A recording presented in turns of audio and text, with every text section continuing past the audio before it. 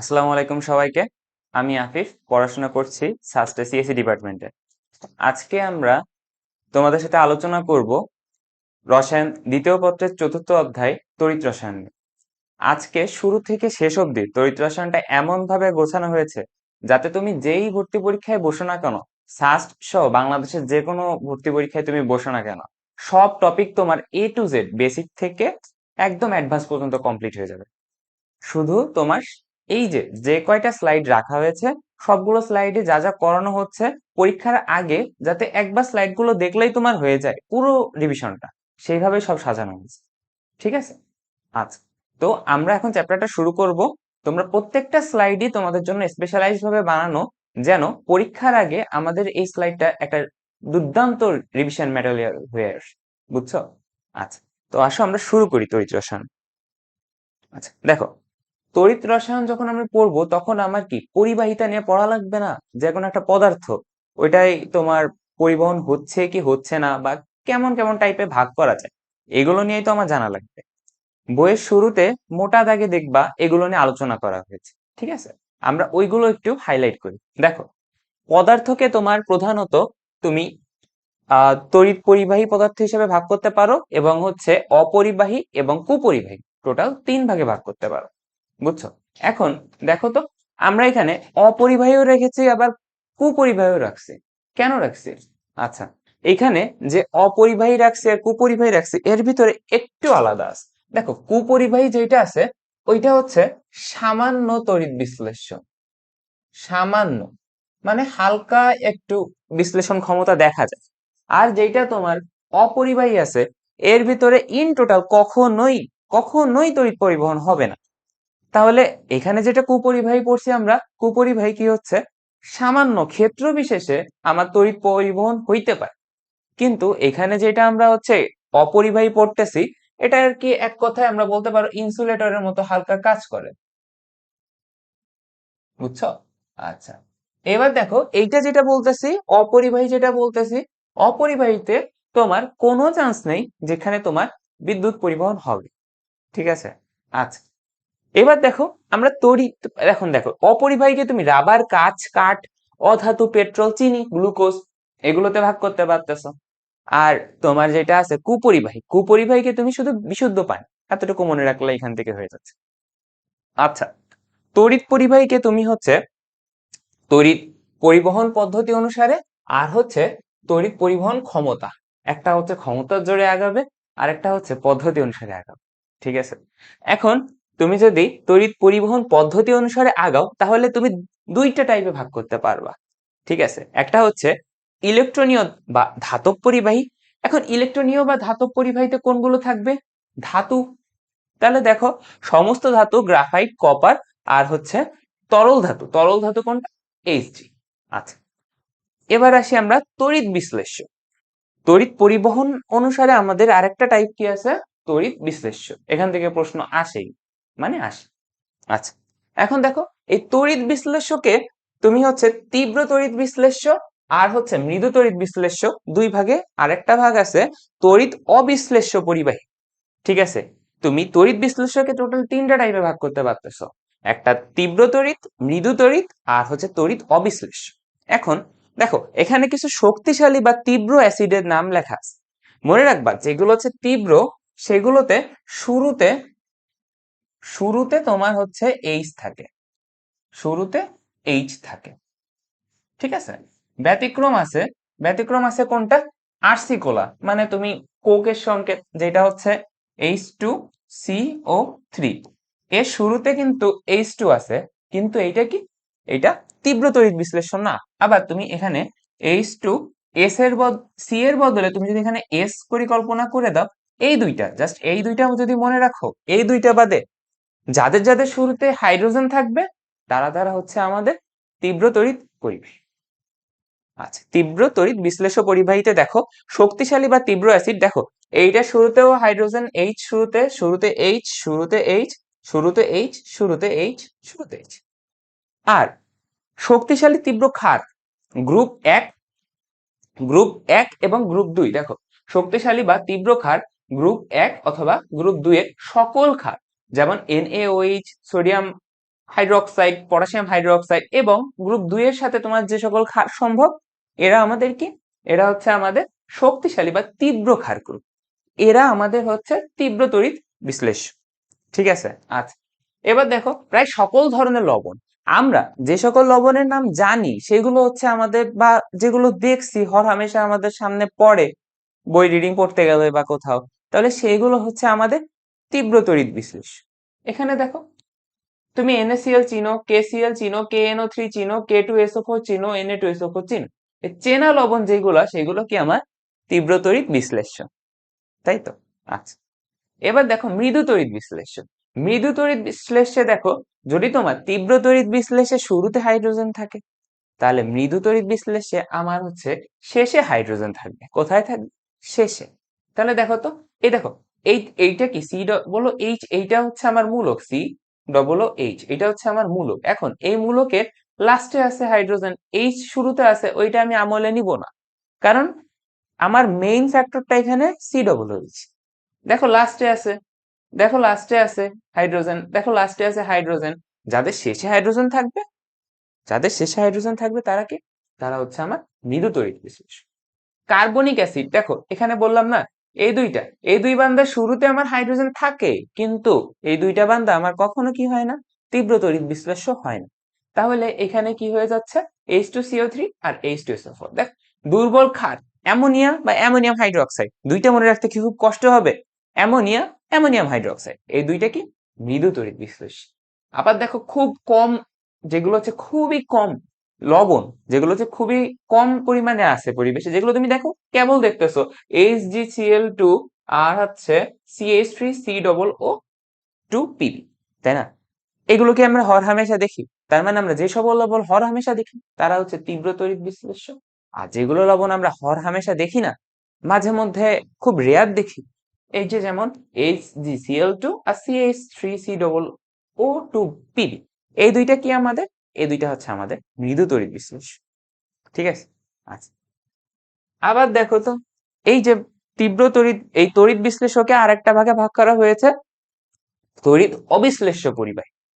Literally পরীক্ষায় এই যে এই তিনটা টাইপের, এই তিনটা বক্সের থেকে প্রশ্ন আসতে দেখা যায়। আচ্ছা, এখন দেখো, তড়িৎ অবিশ্লেষ্য কারা, কেবল তরল, বা এ দেখো অবিশ্লেষ্য পরিবাহী, এখানে পানি আছে, ইথানল আছে। ইথানল কি, ইথানল যেসব কোনো অ্যালকোহলই, যে কোনো, তুমি যেখানে অ্যালকোহল দেখবা সকল অ্যালকোহলই তোমার হচ্ছে তড়িৎ অবিশ্লেষ্য পরিবাহী।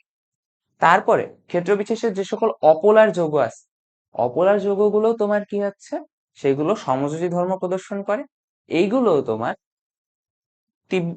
তড়িৎ অবিশ্লেষ্য পরিবাহী। ক্লোরোফর্ম আছে, চিনি আছে, আর গলিত সালফার বা কার্বন। ঠিক আছে, আচ্ছা। এবার দেখো, আমরা আলোচনা করলাম তড়িৎ পরিবহন পদ্ধতি অনুসারে, এখন আমরা চলে যাব তড়িৎ পরিবহন ক্ষমতা অনুসারে। তড়িৎ পরিবহন ক্ষমতা অনুসারে সুপার কন্ডাক্টর যেগুলো আছে, যেগুলো সংকর ধাতু, অনেকগুলো ধাতুর মিশ্রণে তৈরি হয়ে থাকে, নাইবেরিয়াম, জার্মিয়াম, এইগুলো দেখো, এইগুলোর মিশ্রণে বইতে একটা উদাহরণ আছে, ইট্রিয়াম, বেরিয়াম, কপার অক্সাইড, তাই তো? এখন এইটার টিসি, টিসি মানে কি বলতো, সন্ধি তাপমাত্রা। সন্ধি তাপমাত্রা কোনটা, যে তাপমাত্রায় যে কোনো একটা মৌল বা পরমাণু যে কোনো দুইটা স্টেটে, একই সাথে দুইটা স্টেটে থাকতে পারে। যেমন তুমি যখন 0°C তাপমাত্রার কথা বলো, সেই সময় পানি কি তোমার বরফের থেকে শুরু করে গলিত অবস্থায় থাকতে পারে, তাই না? বরফ গলে পানি হচ্ছে, তার মানে কি, এটা 0°C তাপমাত্রা আমরা যেটা কাউন্ট করতেছি, সেটা হচ্ছে বরফের একই স্টেটে, একই অবস্থায় দুইটা পর্যায়ে আমরা খেয়াল করতে পারি। এগুলোকে বলি আমরা সন্ধি তাপমাত্রা, সন্ধি তাপমাত্রা। আচ্ছা, এখানে তোমার ইট্রিয়াম, বেরিয়াম, কপার অক্সাইডের সন্ধি তাপমাত্রাটা হচ্ছে 90 কেলভিন। এটা বইতে উল্লেখ করা আছে, একটু মনে রেখো, উক্ত কোথাও পরীক্ষায় চলে আসলে আসতেই পারে। আবার দেখো, তড়িৎ পরিবহন ক্ষমতা অনুসারে তড়িৎ সুপরিবাহী, যেগুলো সকল ধাতু, আর হচ্ছে অর্ধপরিবাহী। অর্ধপরিবাহী তো আমরা চিনি, নতুন করে চেনার কিছু না। তো এইগুলো বইয়ের শুরুর দিকে একদম সুন্দর মতো করে লেখা আছে, সেইগুলো এখানে এক জায়গা করে দেওয়ার সামান্য চেষ্টা, তোমরা হালকা একটু দেখে নিবা, দেখবা সুন্দর মতো করে হয়ে গেছে। আচ্ছা, এবার দেখি তো, প্রথম প্রশ্নে আমরা আসছি, কোনটি তীব্র তড়িৎ বিশ্লেষ্য? আচ্ছা, এইটার শুরুতে কি আমার এইটা শুরুতে কি আমার এটা শুরুতে কি আমার হাইড্রোজেন আছে? নাই। শুরুতে শুরুতে হাইড্রোজেন দেখবো, তাহলে শুরুতে হাইড্রোজেন তো এটা নাই। বা হচ্ছে লবণ যদি দেখি তাহলে পরিচিত লবণ, পরিচিত লবণ, লবণ যদি দেখি আমরা তাহলে পরিচিত লবণ দেখি, তাহলে এটা শুরুতে হাইড্রোজেন নাই, তাহলে এটা অ্যান্সার হবে না। আমার কি বলছে? তীব্র, তাহলে তীব্রতে হচ্ছে না। HgCl2, আচ্ছা এটা তো লবণ, কিন্তু এটা আমার পরিচিত লবণ না, এটা হবে না। এইটা শুরু থেকে হাইড্রোজেন আছে? হ্যাঁ আছে, তাহলে আমার এইটাই আছে। ডি নাম্বারটা যদি দেখি তাহলে এটা কি আমার পরিচিত লবণ না অপরিচিত লবণ, তাহলে এটা মৃদু তড়িৎ বিশ্লেষ্য। এইটা আর এটা মৃদু তড়িৎ বিশ্লেষ্য, তাহলে আমার অ্যান্সার হচ্ছে এটা। ঠিক আছে, সহজ আইডেন্টিফাই করা, একটু প্র্যাকটিস করবা, 10-12টা কোশ্চেন একটু বেশি প্র্যাকটিস করবা, দেখবা মাথায় অটোমেটিক চলে আসছে, কিছু মনে রাখার দরকার হচ্ছে না। আচ্ছা, পরেরটা দেখি তো, কোনটি তড়িৎ বিশ্লেষ্য নয়? আচ্ছা, তড়িৎ বিশ্লেষ্য নয় এইটা কি? এটা হচ্ছে আমার মৃদু, আমরা তো দেখছিলাম টাইপে, এটা মৃদু তড়িৎ বিশ্লেষ্য। এইটাও কি? এইটাও তোমার হচ্ছে মৃদু, তাই না? যে অ্যামোনিয়া বা অ্যামোনিয়াম যুক্ত ক্ষার, তাই না? আর এই ক্যালসিয়াম ক্লোরাইড এটা তো পরিচিত লবণ, এটা কি তীব্র? তাহলে এখানে দেখো বাকি থাকতেছে একটা CCl4, এটা কি অপোলার? অপোলার যদি কোথাও দেখো তাহলে সেইগুলো ম্যাক্সিমামই হচ্ছে তড়িৎ বিশ্লেষ্য নয়। ঠিক আছে, তাহলে আমার এখানে অ্যান্সার কোনটা বলো তো? আমার এখানে অ্যান্সার হচ্ছে CCl4। ঠিক আছে, আচ্ছা এবার আসি, তাপমাত্রা বাড়ার সাথে কোনটির বিদ্যুৎ পরিবাহিতা বাড়ে? আচ্ছা দেখো তো, আমি যদি সিম্পলি ভাবে কোনো একটা পরিবাহী তাপমাত্রা বৃদ্ধি করি তাহলে তার রোধ কি হয়? রোধ বৃদ্ধি পায়। আর যদি রোধ বৃদ্ধি পায় তাহলে কি হয়? পরিবাহিতা পরিবাহিতা হ্রাস পায়, পরিবাহিতা হ্রাস পায়, কারণ যত বেশি রোধ হবে তত পরিবহন ক্ষমতা তো কমবে। আচ্ছা, এখন দেখো কি বলছে, তাপমাত্রা বাড়ার সাথে সাথে আমার পরিবাহিতাটাকে বাড়াইতে হবে। আচ্ছা আচ্ছা আচ্ছা, তাহলে আমার তাপমাত্রা বাড়াইলে এমন একটা যদি পদার্থ নিই যার যার হচ্ছে রোধ কমে, তাহলে তার পরিবাহিতা বাড়ে। এরা কারা? এরা কারা? এরা হচ্ছে তোমার সেমিকন্ডাক্টর যারা আছে তারা। সেমিকন্ডাক্টরের ক্ষেত্রে কি হয়, তাপমাত্রা তুমি যত বাড়াবা তত কি হবে? রোধ কমবে, আর রোধ যদি কমে তাহলে পরিবাহিতা বেড়ে যাবে। তাহলে তুমি এখানে তাপমাত্রা যদি বৃদ্ধি করে দাও তাহলে রোধ হচ্ছে কমে যাবে, আর রোধ যদি কমে যায় তাহলে পরিবাহিতা বেড়ে যাবে।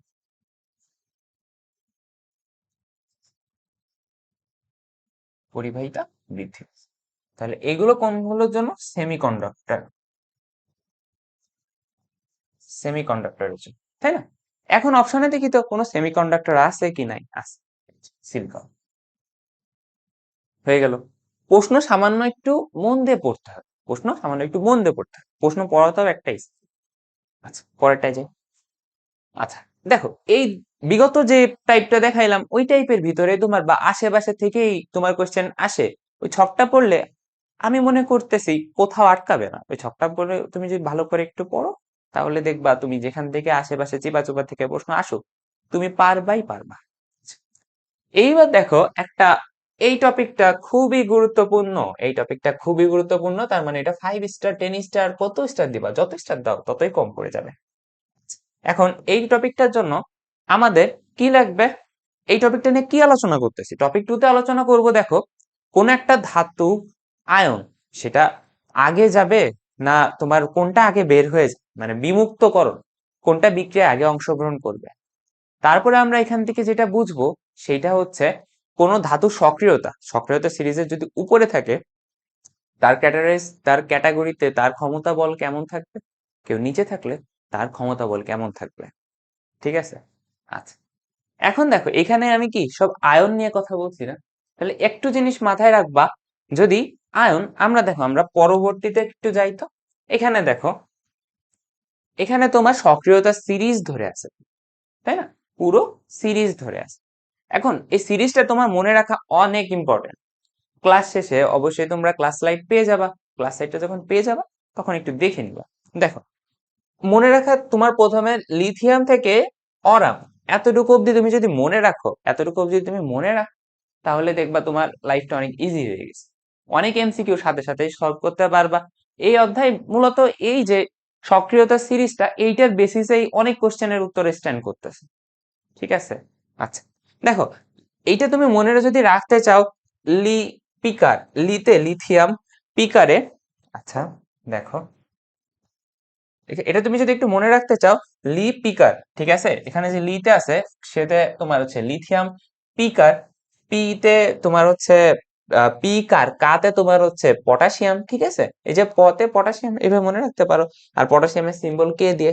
আচ্ছা তারপরে বে, লিপিকার বেস্টি, আচ্ছা বেতে বেরিলিয়াম, আর স্টিতে স্ট্রনশিয়াম। তারপরে কি আছে, ক্যামেলিয়া নতুন ম্যাকগাইভার, ক্যামেলিয়াতে ক্যাতে ক্যালসিয়াম, নতুনে Na মানে কি সোডিয়াম, ম্যাকগাইভারে ম্যাগনেসিয়াম, এলেতে অ্যালুমিনিয়াম, মতে ম্যাঙ্গানিজ, জনুতে জিঙ্ক, ছেড়েতে ক্রোমিয়াম, ফেলে কপার, ক্যান্ডিতে ক্যাডমিয়াম, চকলেটে কোবাল্ট, নিকেলে নিয়েতে নিকেল, আর কি আছে, সোনাতে এসএন, পাবেতে পিবি, হাইতে হাইড্রোজেন, সুযোগে এসবি, আসেনিতে এএস, বলেতে বিসমাথ, কুলাঙ্গারে কপার, হাজারিতে এইচজি, আজিতে হাজারিতে এইচজি মার্কারি, আজতে এজি, পেছনেতে প্লাটিনিয়াম, পেটাবেতে প্লাটিনিয়াম, আর আমাইতে অরাম। এখানে আছে তোমার লাস্টে আমাই,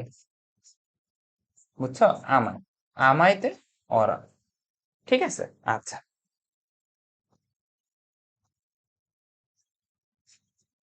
আমাই, আমাইতে অরাম, আচ্ছা এখন এখানে যে তোমার হচ্ছে ধাতুর একটা ক্রম দেওয়া হয়েছে, এই ক্রমটা তোমার হচ্ছে ডিলাইট করতেছে কোনটা, ডিলাইট করতেছে একটা বিক্রিয়ায় তোমার এই যে লিথিয়াম আর পটাশিয়ামের কথাই যদি ধরো, যে উপরে থাকবে সে সবাইকে রিপ্লেস করতে পারবে, বা যে নিচের পাবলিকটা আছে সে উপরের পাবলিককে রিপ্লেস করতে পারবে না। কারণ কি, কারণ সে ক্ষমতা বলে অনেক উপরে আছে। কি বলছি বুঝছো তো, যে নিচে আছে সে রিপ্লেসেবল, আর যে উপরে আছে সে ক্ষমতা বলে কি হাই পাওয়ারে আছে। সে নিচে যে পাবলিকটা থাকবে, সে নিচের পাবলিক যারা যারা থাকবে সবাইকে রিপ্লেস করতে পারবে, কিন্তু কিন্তু যে হচ্ছে উপরে আছে তাকে রিপ্লেস করতে পারবে না। এটা হচ্ছে ধাতুর সক্রিয়তা, ঠিক আছে। এখানে একটা জিনিস একটু খেয়াল করো তো, এখানে দেখো লিথিয়াম থেকে শুরু করে তুমি যদি একটু খেয়াল করো, লিথিয়াম থেকে শুরু করে তোমার হচ্ছে নিকেল, লিথিয়াম থেকে শুরু করে তুমি যদি এখানে নিকেল পর্যন্ত খেয়াল করো, এখানে যারা যারা আছে দেখো হাইড্রোজেন তো সবার নিচেই আছে, তাহলে কি এখান থেকে সবাই হাইড্রোজেনের সাথে বিক্রিয়া দিবে। এখন কিছু কিছু ক্রাইটেরিয়া আছে, বুঝছো, একটু জেনে রাখো, কোনো না কোনো ভর্তি পরীক্ষায় কাজে আসতেই পারে, তাই না, জানা তো ক্ষতি না। আচ্ছা তাহলে দেখো এইখানে যেটা নিকেল পর্যন্ত আছে, লিথিয়াম থেকে নিকেল, এরা হাইড্রোজেনের অ্যাকুয়াস অবস্থার সাথে বিক্রিয়া করতে পারে, মানে হাইড্রোজেন তো প্রতিস্থাপন করতে পারবেই, কিন্তু তোমার লিথিয়াম থেকে নিকেল অবধি যারা আছে তারা কি করতে পারতেছে, তারা হচ্ছে তোমার অ্যাকুয়াস অবস্থায় থাকা হাইড্রোজেনকে প্রতিস্থাপন করতে পারে।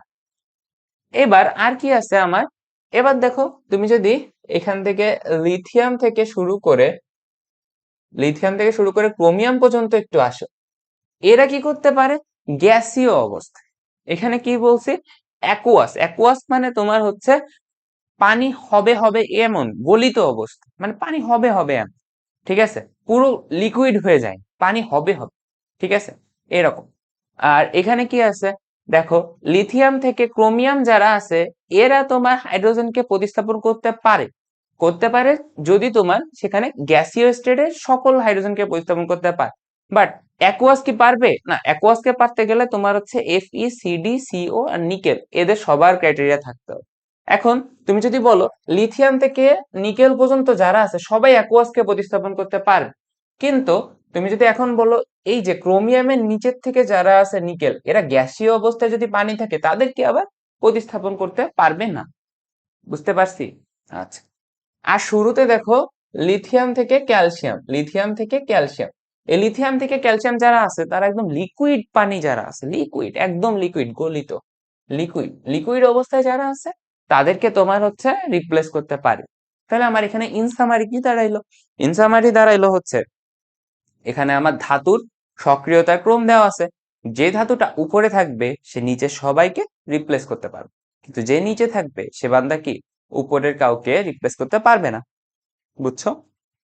আচ্ছা, এরপরে আমাদের ফাইন্ডিংসটা কি আছে, যে লিথিয়াম থেকে নিকেল পর্যন্ত যারা আছে তারা কি হাইড্রোজেন যেগুলো অ্যাকুয়াস অবস্থায় আছে তাদেরকে রিপ্লেস করতে পারবে। এখানে যেমন এসিএলটা অ্যাকুয়াস অবস্থায় আছে, তাহলে এদেরকে রিপ্লেস করতে পারতেছে। ঠিক আছে, আবার লিথিয়াম থেকে ক্রোমিয়াম পর্যন্ত যারা আছে এরা হাইড্রোজেনকে প্রতিস্থাপন করতে পারবে, কিন্তু সেই হাইড্রোজেন গুলো গ্যাসীয়। কিন্তু ক্রোমিয়ামের নিচের গুলো যারা আছে, এই যে এফ ই থেকে শুরু করে নিকেল অব্দি, এরা আবার কি যে গ্যাসীয় যেগুলো আছে সেগুলোকে রিপ্লেস করতে পারবে না। দশার সামান্য পরিবর্তন কত তারতম্য দেখাচ্ছে, দেখছো তো? আচ্ছা, এবার দেখো লিথিয়াম থেকে ক্যালসিয়ামের ভিতরে যারা আছে তারা কি সে লিকুইড হাইড্রোজেন গ্যাসের যে কোনো মৌল, যেমন এখানে লিকুইড পানির উদাহরণ দেওয়া, লিকুইড পানিকে তোমার রিপ্লেসমেন্ট করতে পারবে। ঠিক আছে। আচ্ছা, এইবার এইখান থেকে লিথিয়াম থেকে পটাশিয়াম পর্যন্ত, লিথিয়াম থেকে তুমি ক্যালসিয়াম পর্যন্ত যেগুলো, সেগুলো হচ্ছে অতীব সক্রিয়, আর মধ্যম সক্রিয় ম্যাগনেসিয়াম থেকে তোমার আয়রন অব্দি। ঠিক আছে। আচ্ছা, তাহলে এইগুলোই এখানে আলোচনা করা হয়েছে।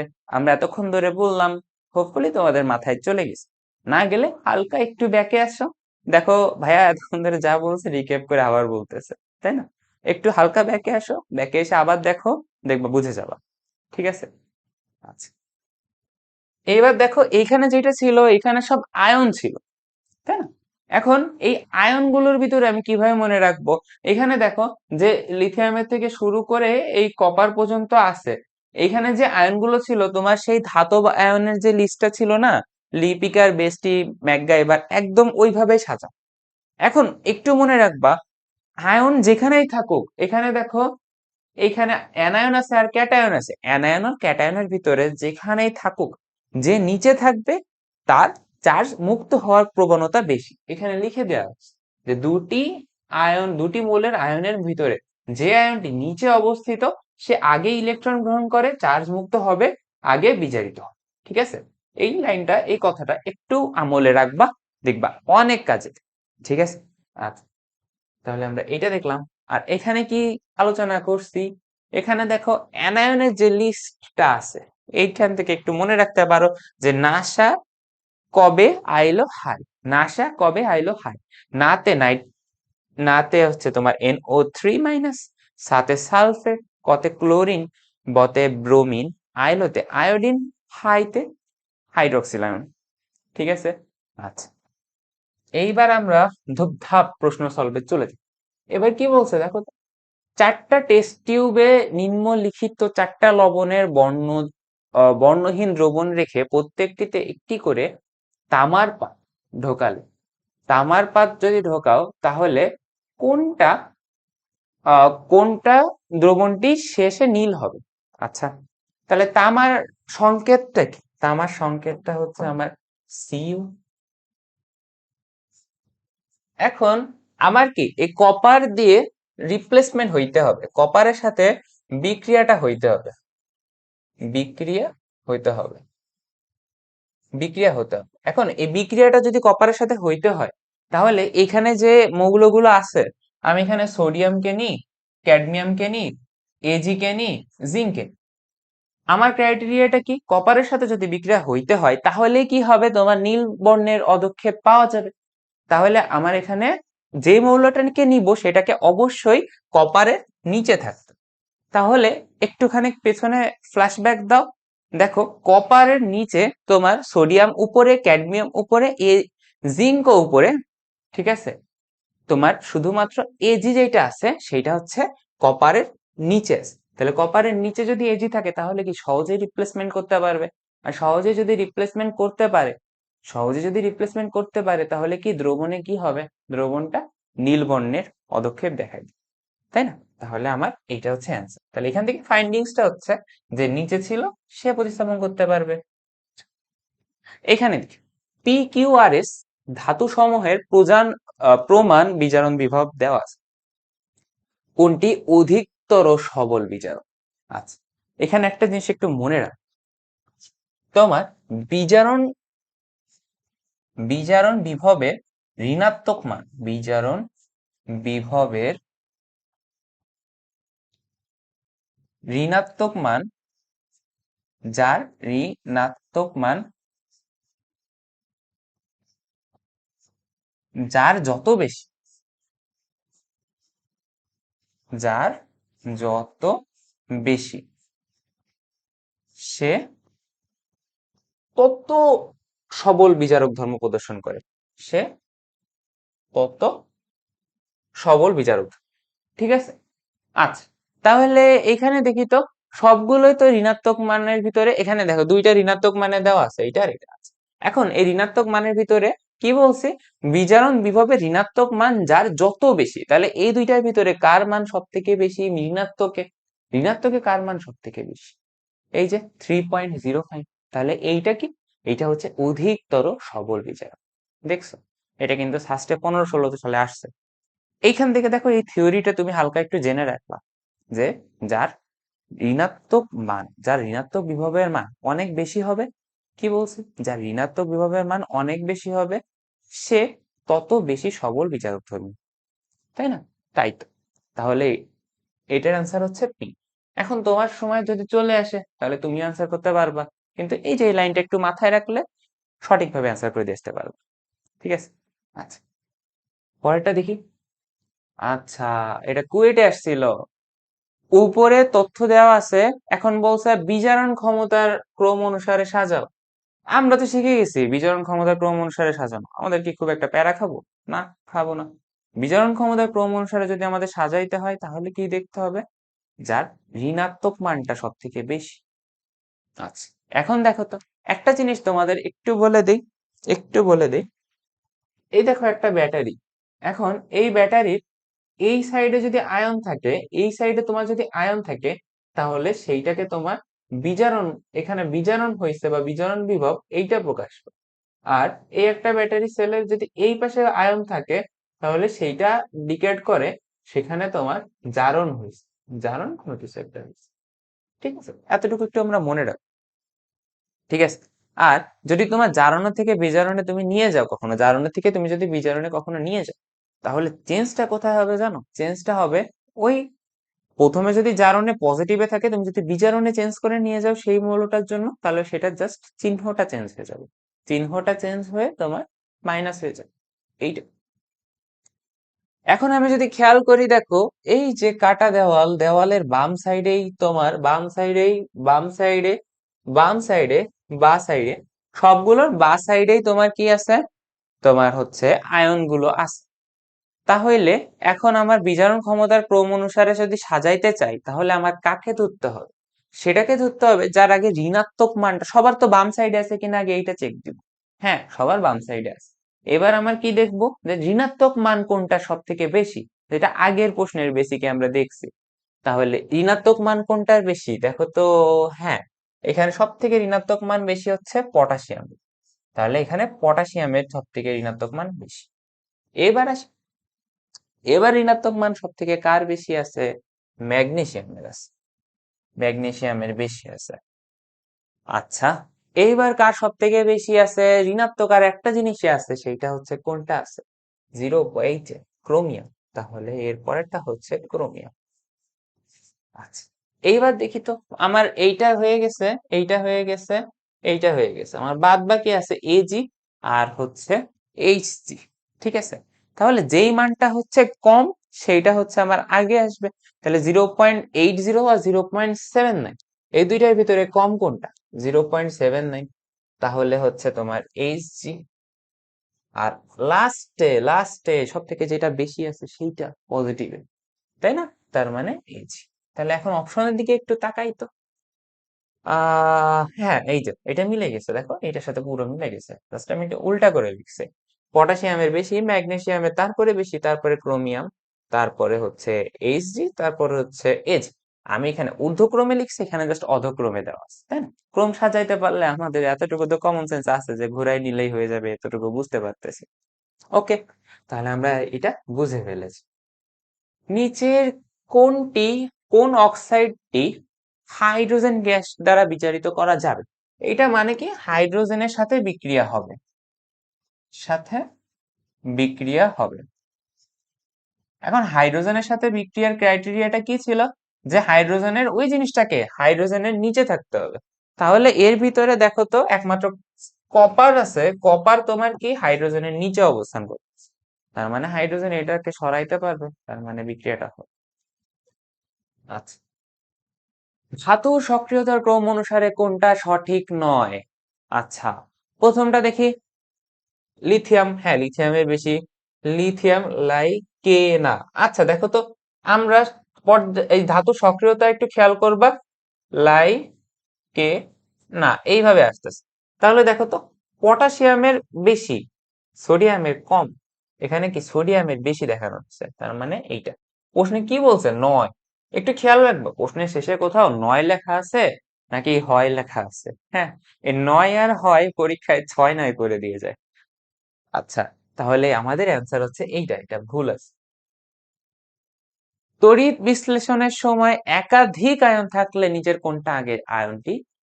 অ্যানায়নের ক্ষেত্রেও আমাদের কি বলতো, অ্যানায়নের ক্ষেত্রেও যে বান্দাটা নিচে থাকবে, যে বান্দাটা নিচে থাকবে সে আগে চার্জ বিমুক্ত হবে। তাহলে দেখো তো, না সার কোলা ব্যাং, তাই না? আমরা দেখে আসি, ভিজুয়ালাইজই করে আসি, চলো একটু পেছনে, যে না সার কোলা ব্যাং, তাই না? এই যে ব্যাং আইলো হাই, তাহলে কি সবার লাস্টে কি আছে, ব্রোমিন। তাহলে আমার এটার অ্যান্সার কোনটা হইতো, ব্রোমিন, তাই না? যে না সার কোলা ব্যাং, ব্রোমিনটা লাস্টে আছে। আয়নের ক্ষেত্রে যে বান্দাই লাস্টে থাকুক তার কি হবে, তার চার্জ বিমুক্ত ক্ষমতা তত বেশি, সে চার্জ বিমুক্তকরণ আগে দেখাবে। আচ্ছা, পরের টেস্ট, একসঙ্গে অনেকগুলো, এবার আগেরটা কোনটা ছিল অ্যানায়নের, এখন কোনটা ক্যাটায়ন। ক্যাটায়নের সবার লাস্টে কোথা আছে, কোনটা আছে দেখো, লাই কে না কে ম্যাকগাইবার, এলোম যেন ফিরে হায় কুলাঙ্গার আজি, দেখো আমার কোন কোন মৌল আছে, লিথিয়াম তো উপরে আছে, ঠিক আছে, তারপরে হচ্ছে ম্যাঙ্গানিজ। আচ্ছা, আমরা আবার এখানে ফিরে যাই, দেখো লাই, লিথিয়াম উপরে আছে, কে আছে, ম্যাগনেসিয়াম আছে। তাহলে দেখো তো, লিথিয়াম, ক্যালসিয়াম আর হচ্ছে ম্যাগনেসিয়াম, এই তিনটা কি আছে, এই তিনটা তোমার হচ্ছে লিথিয়াম আছে, তারপরে আমার ক্যালসিয়াম, তারপরে হচ্ছে ম্যাগনেসিয়াম, লিথিয়াম ক্যালসিয়াম ম্যাগনেসিয়াম, তাই না? তাহলে দেখো হয়ে গেল। আচ্ছা, লিথিয়াম, ক্যালসিয়াম, ম্যাগনেসিয়াম, ঠিক আছে। তারপরে লাস্টে কি আছে আমার, অ্যালুমিনিয়াম। তাহলে সবার লাস্টে কোনটা আছে আমার সেইটা দেখতে হইতো। প্রথমে লিথিয়াম আছে, ক্যালসিয়াম আছে, তারপরে হচ্ছে ম্যাগনেসিয়াম আছে, আমার লাস্টে কোনটা আছে, অ্যালুমিনিয়াম। তাহলে সবার আগে চার্জ বিমুক্ত কার হবে, অ্যালুমিনিয়ামের হবে। ঠিক আছে, দেখছো তো, ওই ছকটা যদি একটু মাথায় রাখা যায়, সহজেই সহজেই কত সহজেই আমরা এই সকল কোশ্চেন একদম শেষ করে দিয়ে আসতে পারি সঠিক উত্তরের সাথে। ওকে, এখানে নিচের কোন ধাতুটা হাইড্রোজেন এবং H2O এবং HCl থেকে হাইড্রোজেনকে প্রতিস্থাপন করতে পারে না? তার মানে কি আছে, প্রতিস্থাপন করতে পারবে না মানে এটার সাথে বিক্রিয়া দিবেন। তাহলে যে এইগুলা নিচে আছে, যে বান্দাটা এগুলো নিচে আছে, সে কি করবে, সে এগুলো থেকে হাইড্রোজেনকে রিপ্লেস করতে পারবে না। তাহলে এই এদের ভিতর থেকে সবার নিচে, হাইড্রোজেনের থেকে সবার নিচে কি আছে, কপার আছে। তাহলে কপার যদি নিচে থাকে তাহলে কি পারবে, হাইড্রোজেনকে বা HCl কে হাইড্রোজেনকে প্রতিস্থাপন করতে পারবে না। কারণ কি, ওর ক্ষমতা কম, কারণ ও নিচে আছে। আচ্ছা, বসকে তো সরাইতে পারবে না। এইবার দেখো, এই টাইপটা আমাদের একটু ইম্পর্টেন্ট, আমরা একটু বুঝার চেষ্টা করব, আমার কথা মন দিয়ে শুনবা, আশা করি বুঝতে পারবে। তোমার যদি তড়িৎ পরিবহন হয়, ঠিক আছে, কোথাও যদি ইলেকট্রিসিটির আদান প্রদান হয়, ইলেকট্রনের আদান প্রদান হয়, তখন দ্রবণে আমার কি কি ঘটনা ঘটে, এটা আমরা একটু বোঝার চেষ্টা করব। প্রথমে আছে কি, গলিত NaCl। আচ্ছা, গলিত NaCl এর ভিতরে কিন্তু কোনো পানি নেই, গলিত NaCl এর ভিতরে কোনো পানি থাকবে না।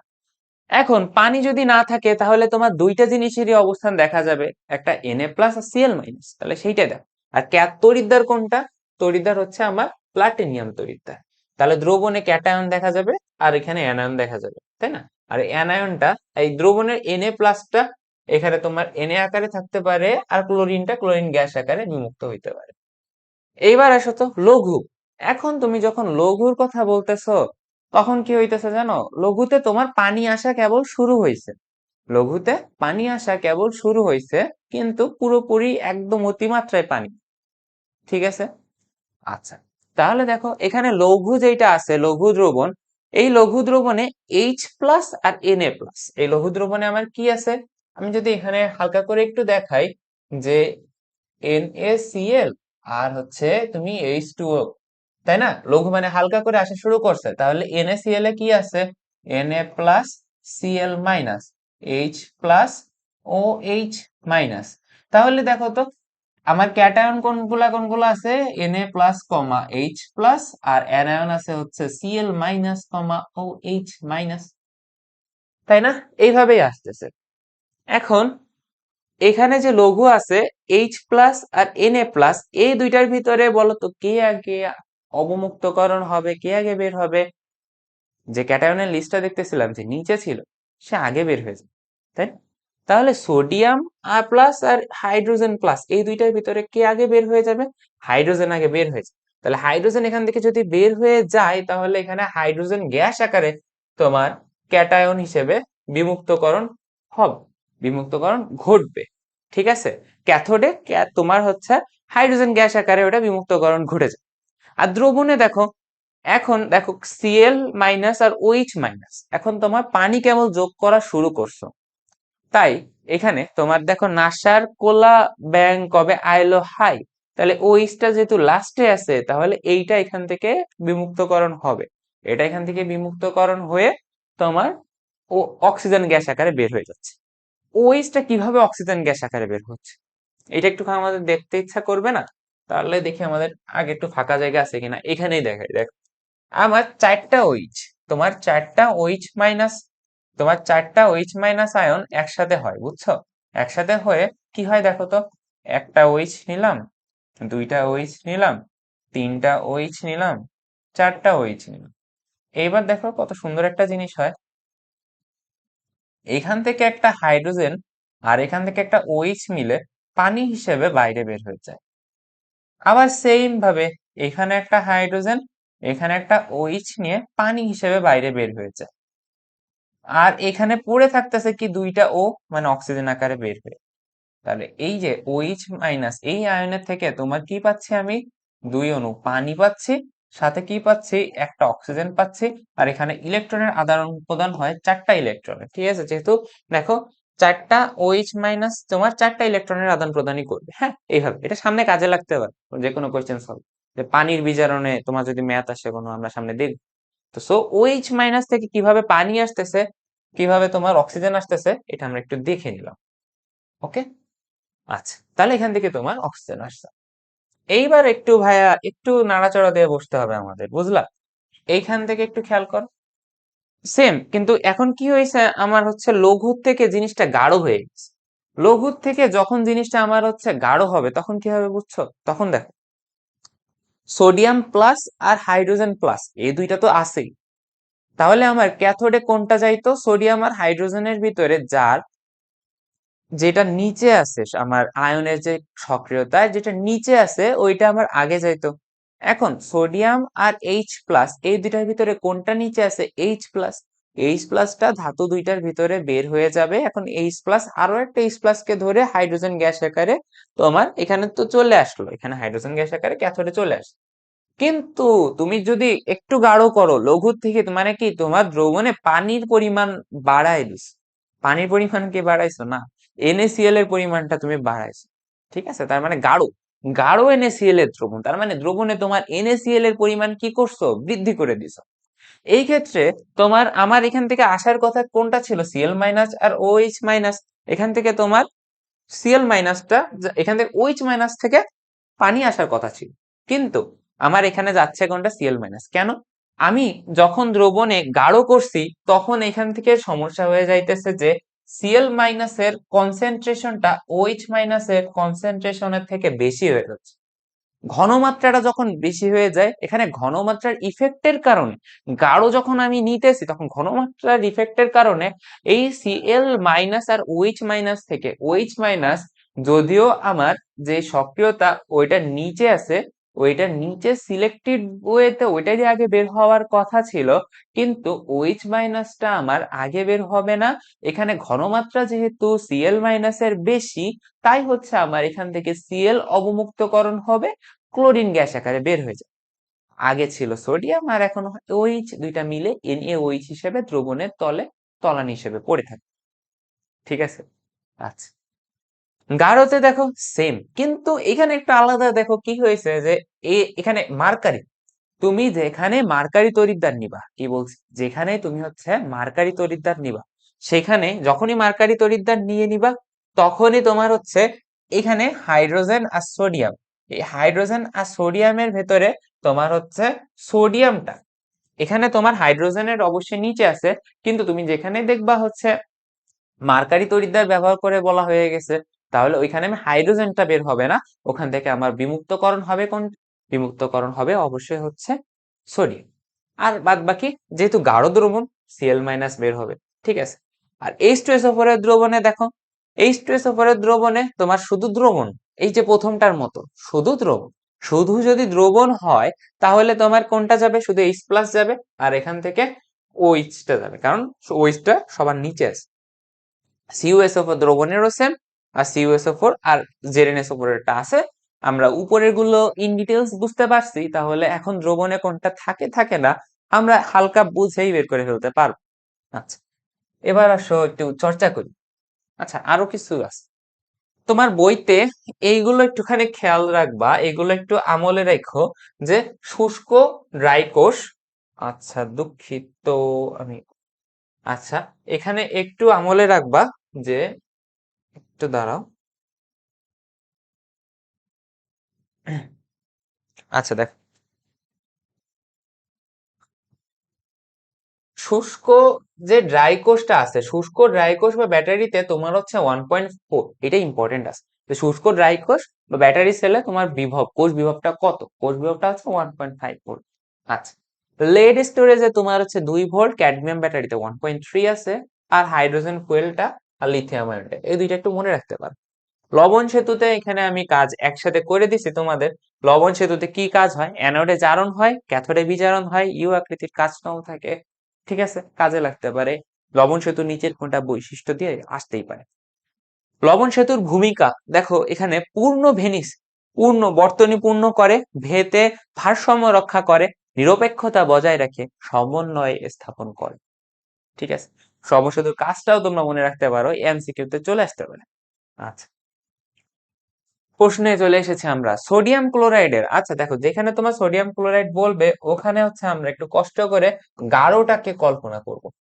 সব সোডিয়াম ক্লোরাইডের দ্রবণে যদি কোথাও লঘু বলে দেয়া না থাকে, তাহলে আমরা সেখানে গাঢ় হিসেবে আচ্ছা, তড়িৎ বিশ্লেষণ করলে কোনটা পাওয়া যায়, তাহলে তড়িৎ বিশ্লেষণ করলে আমরা তো দেখছি যে Na plus, H plus, Cl minus O H minus.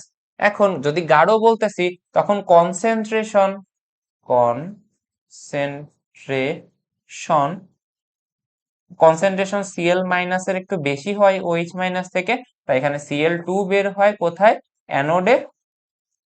আর এখানে Na প্লাস আর H প্লাস এর ভিতরে কোনটা নিচে আছে, H প্লাস নিচে আছে, এখন H প্লাস হাইড্রোজেন গ্যাস আকারে তোমার কোথায় চলে যায়, ক্যাথোডে।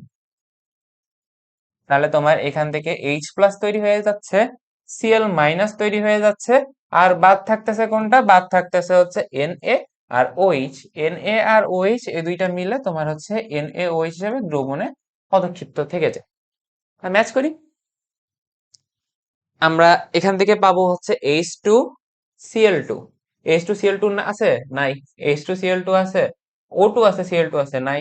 এটাও নাই, এইটাই আছে, Cl2 আছে, H2 আছে, NaOH আছে। তাহলে আমার অ্যান্সার কোনটা হবে? ঠিক আছে, একটু এমসিকিউ পড়ার সময় ক্যান্সেল আউট করে পড়ার চেষ্টা করবা, ক্যান্সেল আউট করে পড়ার চেষ্টা হলে হয় কি, অন্যগুলো একটু বিশ্লেষণ করা হয়ে যায়। আচ্ছা, পরেরটাই যাও। কপার সালফেটের জলীয় বিশ্লেষণে তোমার নিচের কোন উক্তিটা ভুল শাস্তে আসছে, দেখছো? এই ভুল, এই ভুল জিনিসগুলো একটু খেয়াল রাখবা, যে চাইছে কি আমার ভুল চাইছে না সঠিক চাইছে, সেটা বের করতে হবে, একটু খেয়াল রাখ। আচ্ছা, এখানে একটু খেয়াল করো তাহলে।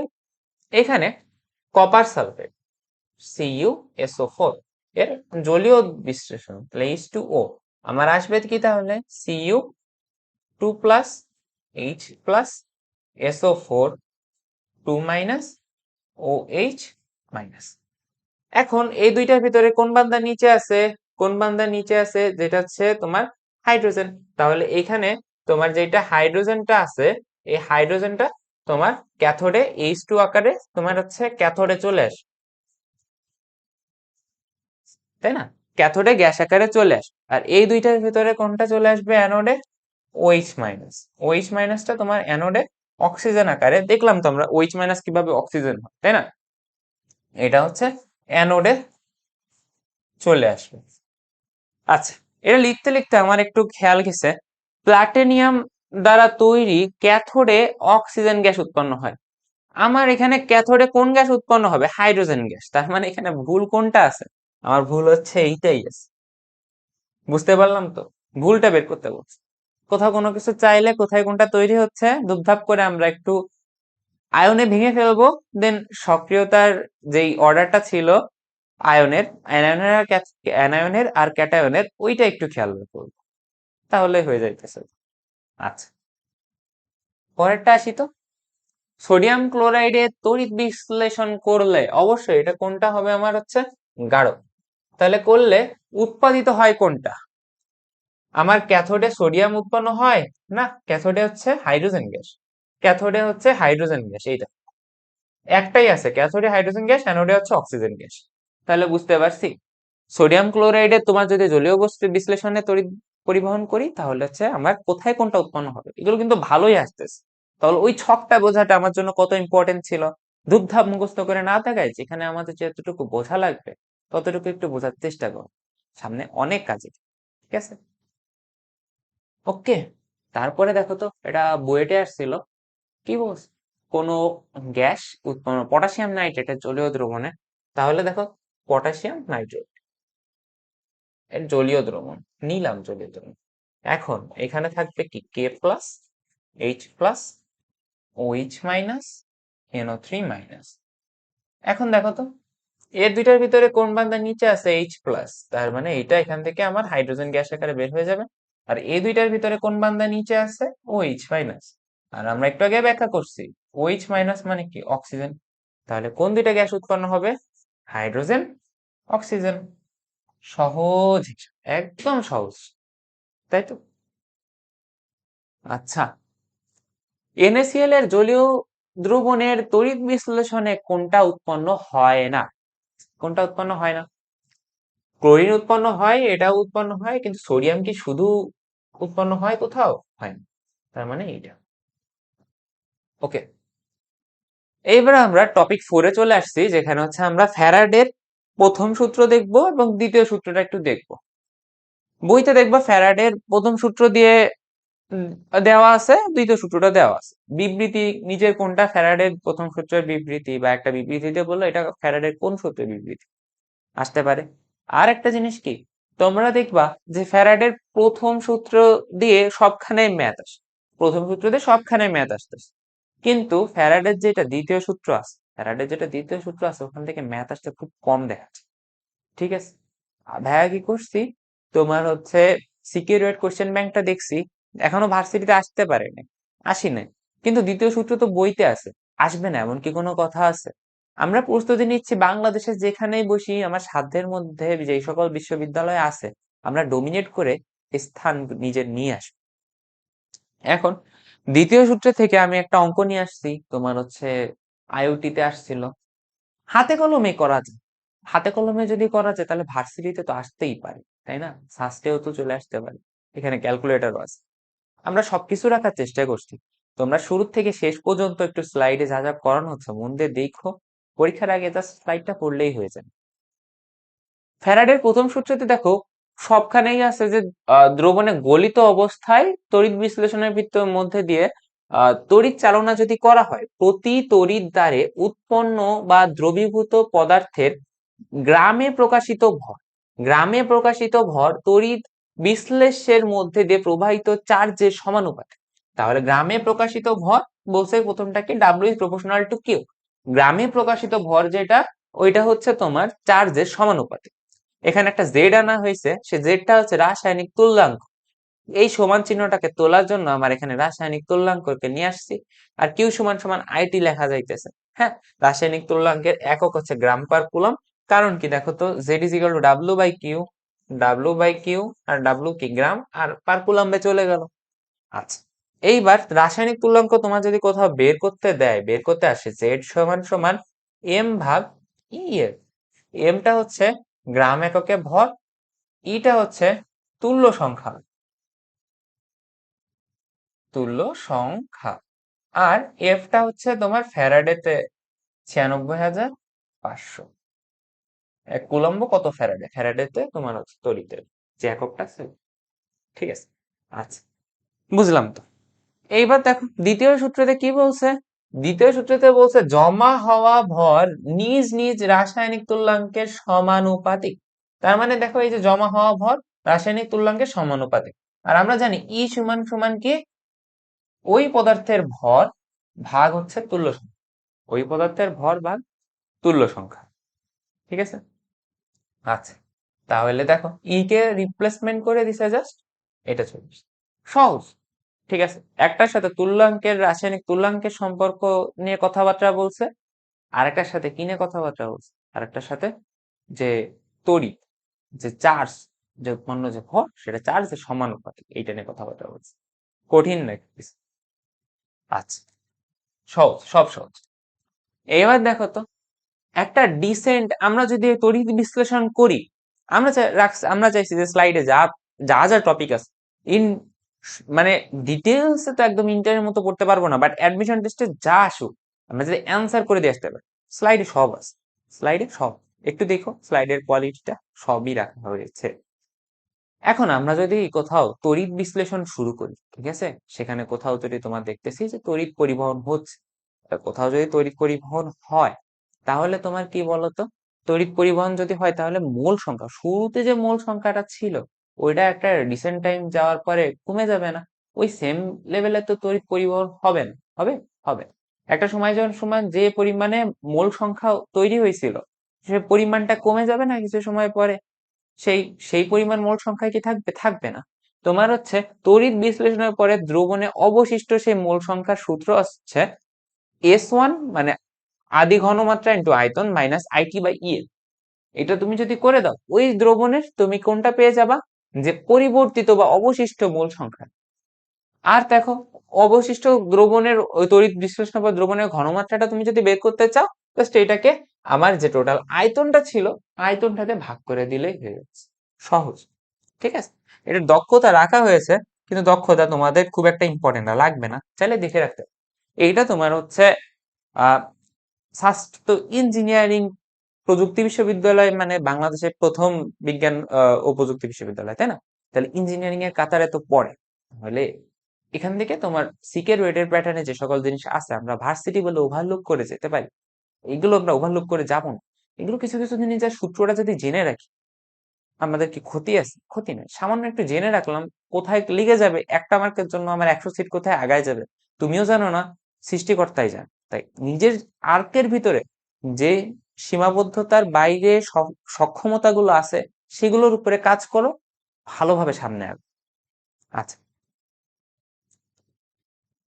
এই দেখো, তোমার হচ্ছে রাসায়নিক তুল্যাঙ্ক Z1/Z2 ওইটাই দেওয়া হয়েছে, আর এখানে যোজ্যতা আর পারমাণবিক ভর, মানে প্রথম সূত্রের আলোকে ওইটাই আলোচনা।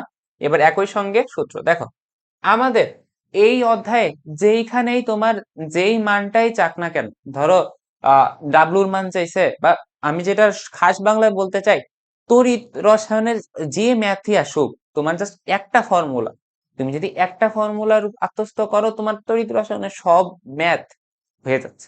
সেইটা হচ্ছে তোমার ই কিউ সমান সমান এন ই এফ। এখন এই এন সমান সমান দেখো, ডাব্লু বাই এম লিখতে পারো, ভি বাই 22.4 লিখতে পারো, ভি বাই তুমি কি লিখতে পারো, বা 24.8, ভি বাই 22.4 এসে এসটিপিতে, আর ভি বাই 24.8 এটা হচ্ছে তোমার এসএটিপিতে। আর অনুপরমাণুর যদি হিসাব আসে, তাহলে এখানে এই এন এর জায়গা এক্স বাই এন এটা লিখতে হবে। আচ্ছা, ঠিক আছে, আরেকটা জিনিস কি লিখতে পারো, কোনটা বলো তো, পিভি সমান সমান এন আর টি। তাহলে পিভি বাই হচ্ছে আরটি সমান সমান এন। তাই তুমি দেখো এইটা সমান সমান আবার কি লিখতে পারো, এটা সমান সমান আবার লিখতে পারো হচ্ছে পিভি বাই আরটি, তাই না? আচ্ছা, ঠিক আছে। এইবার আমরা পরেরটায় যাই। দেখো আমাদের ইএমএফ, ইলেকট্রোম্যাগনেটিক ফোর্স, এইটার মান নির্ণয় করা আসে, তাই না? তাহলে এইটার মান যদি আমি কখনো বের করতে যাই তাহলে দেখো উম, আচ্ছা, এইটা যে রিয়েল, আমরা এখানে যেটা লিখছি সেটা হচ্ছে শর্টকাট ম্যাথড, ঠিক আছে? আজকের পরে দেখবা তুমি শর্টকাটে ঠাস ঠুস করে করতে পারতেছ, কিন্তু আমরা একটু রিয়েল মেথডটা এক কোণায় একটু লিখে রাখি, রিয়েল মেথডটা আমাদের কিন্তু কাজে লাগে। যে ইএমএফ সমান সমান অ্যানোডে, অ্যানোডে মানে এখানে তোমার হচ্ছে জারণ হচ্ছে সেটা, জারণ যোগ বিজারণ, মানে তোমার একটা মনে রাখলে চারটা কেসই হয়ে যায়। ইএমএফ এর মান তুমি যখন বের করবা, তোমার তোমার তখন অ্যানোডে যেটা জারণ হচ্ছে সেই জারণ বিভব যোগ বিজারণ বিভব, এটা করলে হয়ে যায়, ঠিক আছে? আচ্ছা, এইবার দেখো আমরা কোশ্চেন যখন সলভ করব তখন হচ্ছে এইটা শর্টকাট, এই শর্টকাটটা তোমার 95% ক্ষেত্রেই লেগে যাবে পরীক্ষায়, টাইম সেভার হিসেবে ভালো কাজ করবে। এইটা আমরা যখন আমরা সলভ করব তখন এটা নিয়ে কথা বলি।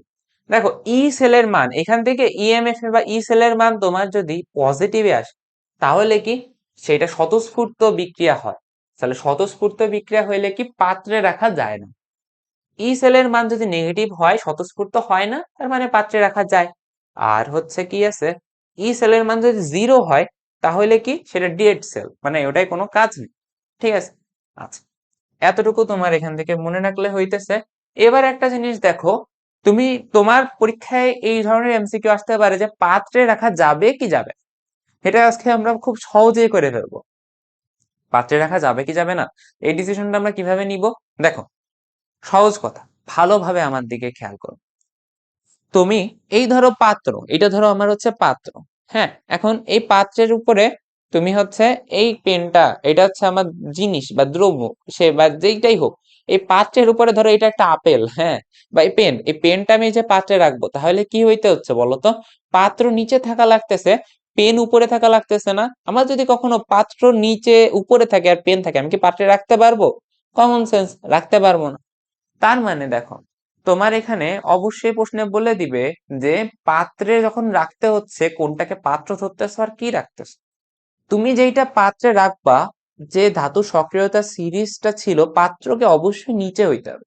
তুমি যদি পাত্র নিচে অবস্থান করে আর যে জিনিসটা তুমি রাখতেছো সেইটা যদি উপরে থাকে সক্রিয়তায়, তাহলে তুমি দ্রবণটা অবশ্যই অবশ্যই পাত্রে রাখতে পারবা। আর যদি তোমার পাত্র উপরে থাকে দ্রবণ নিচে থাকে, যেটা তুমি রাখতে চাচ্ছ, তাহলে তুমি রাখতে পারবা না। তাহলে এইটা যদি আমরা অ্যাপ্লাই করি, তাহলে কোনো অঙ্কের ধরো ই এর মান বের করা লাগবে না, যে ই এর মান বের করব তারপরে প্লাস আসতেছে না নেগেটিভ আসতেছে, দ্যাট বেসিসে আমরা ডিসিশন নিব, অত কাঠঘর পোড়ানো লাগবে না। আমাদের এইটা এখানে লেখা আছে, হ্যাঁ।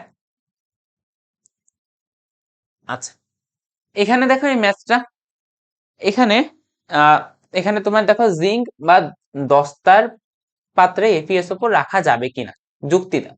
তাহলে এইটা রাখার জন্য আমাদের আগে কি ই এর ভ্যালুটা বের করা লাগবে না? যদি আমরা শর্টকাটে ভাবতে না চাই, একটু লং এ দেখি কিভাবে হয়।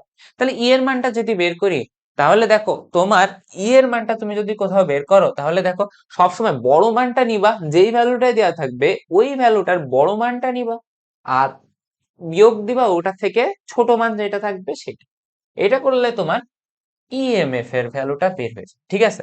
তাহলে কোনটা বলছি, বড় মান বিয়োগ ছোট মান, তাহলে এটা কিন্তু অনেক ইম্পর্টেন্ট। এটা এটা একটু মনে রাখো, কারণ ভার্সিটিতে দুইটা ভার্সিটি পর পরই দেখবা এই কোশ্চেনটা কমন। আচ্ছা, এইবার এখানে দেখো বড় মান 0.76 আর 0.44, 0.76 আর 0.44 এর ভিতরে বড় মান কোনটা? 0. অবশ্যই 76, 0.76 বিয়োগ ছোট মান কত? 0.44, তাহলে এটা করলে কত আসে? 0.32। তাহলে এইবার এটা কোনটা পজিটিভ, তাহলে পজিটিভ যদি আসে তাহলে কি আমার এটা পাত্রে রাখা যায়? পাত্রে রাখা যায় না। এইবার আমরা ই এর মান বের না করেই চিন্তা ভাবনা করি। দেখো তো এখানে যেটা আছে এফ ই দস্তার পাত্র, তাই না? তাহলে দস্তার পাত্র মানে জিঙ্ক, তাহলে জিঙ্কের হচ্ছে আমার পাত্র। জিঙ্কের পাত্রে তুমি কি রাখতে চাচ্ছ? FeSO4, FeSO4 রাখতে চাচ্ছ। তুমি যদি একটু খেয়াল করো যে ধাতু সক্রিয়তার যে সিরিজটা আছে ওই সিরিজে Fe রাখতে চাচ্ছ, তার মানে কি Fe আছে উপরে, আর পাত্র কোনটা? দস্তার, তার মানে জিঙ্ক।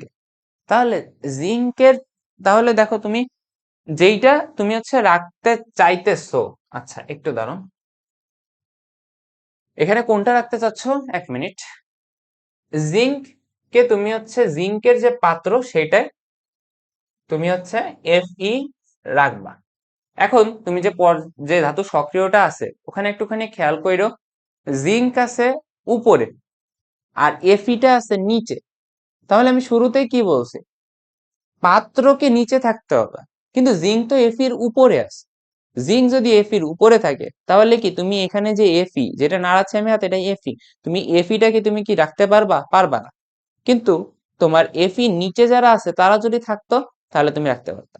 তাহলে আমি এখানে সহজে বুঝতে পারতেছি জিঙ্ক আর Fe, তাহলে জিঙ্ক যদি পাত্র হয় জিঙ্কের পাত্রে FeSO4 রাখা যাবে না, তাই না? তাহলে আমি সহজে রাখা যাবে না, এমসিকিউ তে যদি আসে সহজে একটা ডিসিশন মেক করতে পারতেছি, প্যারা খাইতেছি না। ঠিক আছে? আচ্ছা, এখানে লেখা আছে, তোমরা দেখে নিও স্লাইড।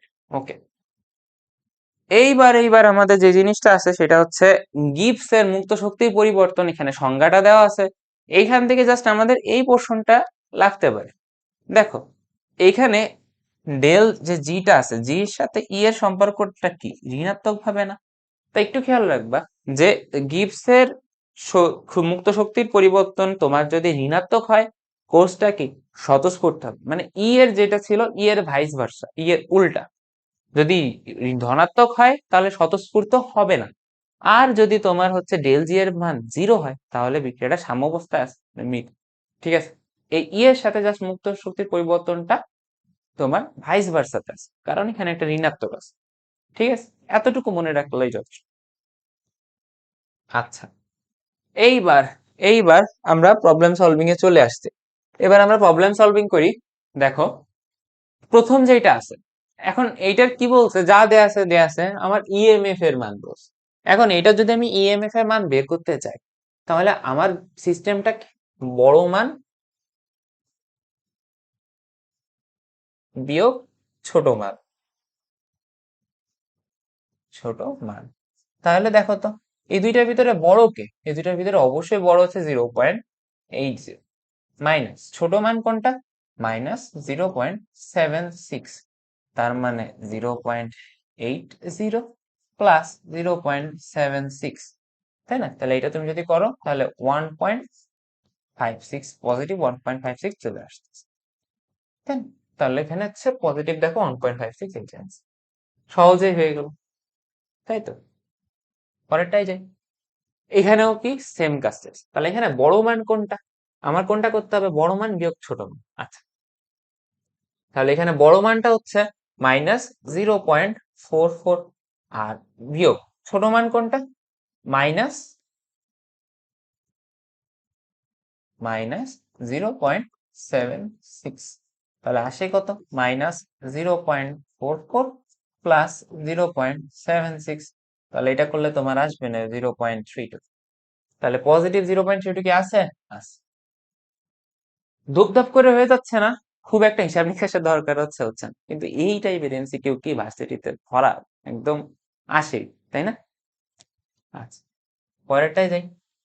আহ এটা দুইবার এসে গেছে, তাহলে এটার অ্যান্সার তো আমরা জানি 0.32। আচ্ছা, এবার দেখি, দেখো জিঙ্কের তড়িৎ বিভব দেওয়া আছে, আবার আমি এখানে দ্রবণ হিসেবে কোনটা ব্যবহার করতেছি? ZnSO4টাকে ইউজ করি। তাহলে যেই তড়িৎদ্বার সেই জিনিসটাকে যদি আমি ইউজ করি তাহলে তার বিভবটা হবে কোনটা জানো? তাহলে আর একটা বিভব হচ্ছে অলরেডি 0। তাহলে যেই তড়িৎদ্বার, দেখো দ্রবণের তড়িৎদ্বারের ইয়ে কত, তাহলে দেখো আমি এখানে ZnSO4 এর দ্রবণ নিছি আর ওইটারই তোমার হচ্ছে ভ্যালু দেওয়া আছে। তার মানে আমার অ্যান্সার হবে হচ্ছে জিঙ্কের যে জারণ বিভবটা দেওয়া থাকবে সেইটাই, বা জিঙ্কের যে বিভবটা দেওয়া থাকবে সেইটাই। আমার একটা দেওয়া যদি থাকে কোনো কোশ্চেনে, তাহলে অলরেডি আরেকটা জিরো, শুধু জিঙ্কে আছে, তার মানে যেই বিভবটা জিঙ্কে দেওয়া থাকবে তাহলে জেডএনএস দ্রবণে ওইটাই আমার at least end of the day বিভবটা হবে, তার মানে 0.76। আচ্ছা, ড্যানিয়েল সেল আর ড্যানিয়েল সেল কোষে দস্তা ও অ্যাসিডের। আচ্ছা, তাহলে দেখো তো, ড্যানিয়েল সেল কোষে দস্তা ও অ্যাসিডের, অ্যাসিড কোন গ্যাস থাকে, অ্যাসিড থাকে H2SO4। তাহলে ড্যানিয়েল সেলে দস্তা মানে জিঙ্ক, আর হচ্ছে H2SO4, এটা রিয়াকশন তুমি যদি করে দাও তাহলে তোমার কি আসে, ZnSO4, তাই না? তাহলে আমার জাস্ট প্রশ্নটা পড়াতেও ইম্পর্টেন্ট, প্রশ্নটা পড়ে বুঝতে পারতেছি যে দস্তা আছে আর অ্যাসিড H2SO4 যেটা আমার ড্যানিয়েল সেলে থাকে, ওই দুইটা রিয়াকশন করে দিলাম, আমি দেখলাম প্রোডাক্ট হিসেবে আমার কোনটা পেয়েছি, কোনটা থাকে। ওকে, এইবার আমাদের ম্যাথ পোর্শন চলে আসছে। এখন এই ম্যাথ কোশ্চেনে পোর্শনে আমরা প্রত্যেকটাই ট্রাই করব কোনটা বলতো, যে কিউ সমান সমান এন ই এফ, এইটা লিখবো। কিউ সমান সমান এনইএফ লিখবো, দেন ক্যালকুলেশন শেষ। এখন কোশ্চেনে আমার আইডেন্টিফাই করাটা জরুরি যে কোন কোন ডেটা দেওয়া আছে। একটি দ্রবণে এত অ্যাম্পিয়ার বিদ্যুৎ কারেন্ট দেওয়া আছে, সময় দেওয়া আছে, ডাব্লু দেওয়া আছে, ধাতু এত পরিমাণে আছে, চার্জ চাইছে মানে ই চাইছে। কোশ্চেন এমন মার্কিং করে একটু চেষ্টা করবা, একটু চর্চা করবা। কোশ্চেন তুমি যদি এরকম মার্কিং করে আগাও তাহলে কি হবে বলো তো, কোশ্চেন এমনি তুমি মার্কিং করে যদি আগাও তাহলে কোশ্চেনে কোন ডাটা দেওয়া আছে কোনটা দেওয়া নেই ওইটার মাথায় থিঙ্কিংটা হবে, ওইটার মাথায় থিঙ্কিংটা যত হবে তোমার প্রসেসটাও তত আগাবে, যে এইটার পরে আমি হচ্ছে এইটা ডাটা দেওয়া আছে, আমার কোন সূত্রটায় আমার যেতে হবে, কোন সূত্রটা আমার এলিমিনেট করতে হবে, তাই না? তাহলে কিউ সমান সমান এনইএফ এইটা দিব।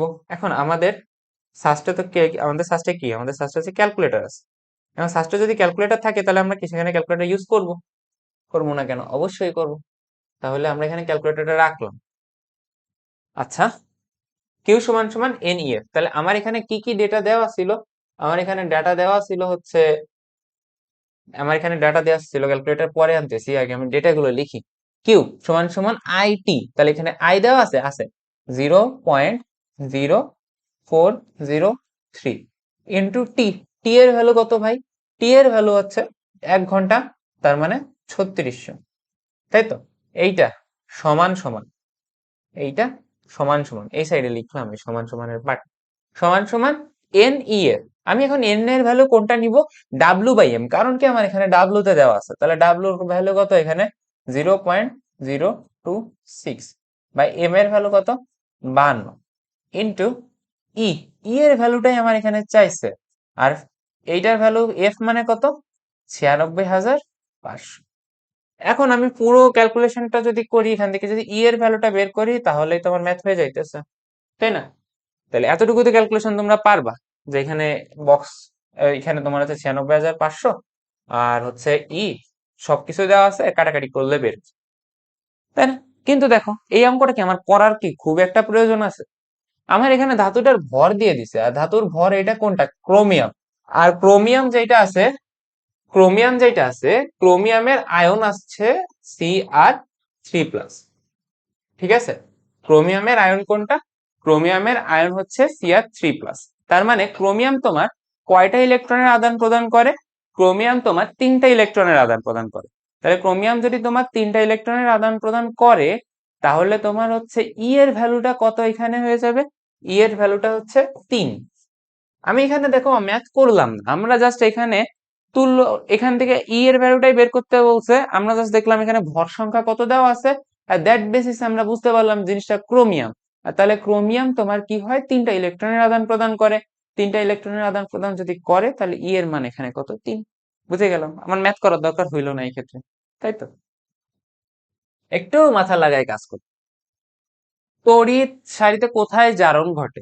অলওয়েজ, সব সময়, সব সময় তোমার অ্যানোডে, অ্যানোডে জারণ ঘটে, আর ক্যাথোডে বিজারণ ঘটে। সব সময় ক্যাথোডে বিজারণ, অ্যানোডে জারণ আর ক্যাথোডে বিজারণ, ঠিক আছে? আচ্ছা, তাহলে অ্যানোডে কোনটা ঘটবে? জারণ। তাহলে জারণ কোথায়? অ্যানোডে। সহজ। আবার কি হয়েছে? আবার আমার এখানে ম্যাথ। ওকে, তাহলে আমি প্রথমে কি করব? কিউ সমান সমান এন ই এফ। তাহলে কিউ সমান সমান কি? আইটি। আই দেওয়া আছে, টি দেওয়া আছে, আছে। তাহলে আই হচ্ছে 2 অ্যাম্পিয়ার, টি এর ভ্যালু কত? 5 ইন্টু 3600, তাই না? 1 ঘন্টা সমান সমান কত? 3600 সেকেন্ড। তাহলে 5 ঘন্টা সমান 5 ইন্টু 3600 সমান এন ই এফ চাইছে কি দেখো, কত গ্রাম কপার জমা থাকবে। তাহলে এন এর ভ্যালু কত? W by M. তাহলে কত গ্রাম কপার জমা থাকবে মানে কি আমার এখান থেকে ডাব্লুর পরিমাণটা বের করতে হবে, তাই না? আর এম দেখো দেওয়া আছে 63.5 ইন্টু ই এর ভ্যালু দেওয়া আছে, কপারের ই কত? 2। কপারের ই কত? 2। কপার 2টা ইলেকট্রন আদান প্রদান করে। আর এটা কত? 96,500। তাহলে এখান থেকে জাস্ট আমি যদি ডাব্লু এর ভ্যালু বের করি তাহলেই তো আমার হয়ে যাচ্ছে, তাই না? আচ্ছা, তাহলে দেখো তো এখান থেকে ক্যালকুলেটরের মাধ্যমে আমরা তো তড়িৎ রসায়নে যখন ক্লাস করছি তোমরা দেখছো যে কিভাবে বের করতে হয়। আমরা একটা করে দিব, বাকিগুলো তোমরা ইনশাল্লাহ সলভ করে আগাইতে পারবা। দেখো তো আমার এখানে প্রথমে কি আমার সিস্টেমটা কি ছিল? আমি ইকুয়েশনটা লিখ। তাহলে ইকুয়েশনটা যদি আমার লিখতে হয়, কিউ সমান সমান আইটি, প্রথমে কত আছে? 2 ইন্টু, তারপরে কত আছে? 5 ইন্টু 3600 সমান সমান, এখানে তোমার সমান সমান চিহ্নটা দিতে হবে। 1 মিনিট। এই যে আলফা দিয়ে সলভের উপরে চাপ দিলে, ক্যালকের উপর চাপ দিলে সমান সমান চিহ্নটা চলে আসবে। তার মানে এই পার্টটুকু আমার লেখা শেষ। ইকুয়াল টু, দেখো তো উপরে কি যেই জিনিস সেটা আমরা জানি না, সেটা আমরা বের করব।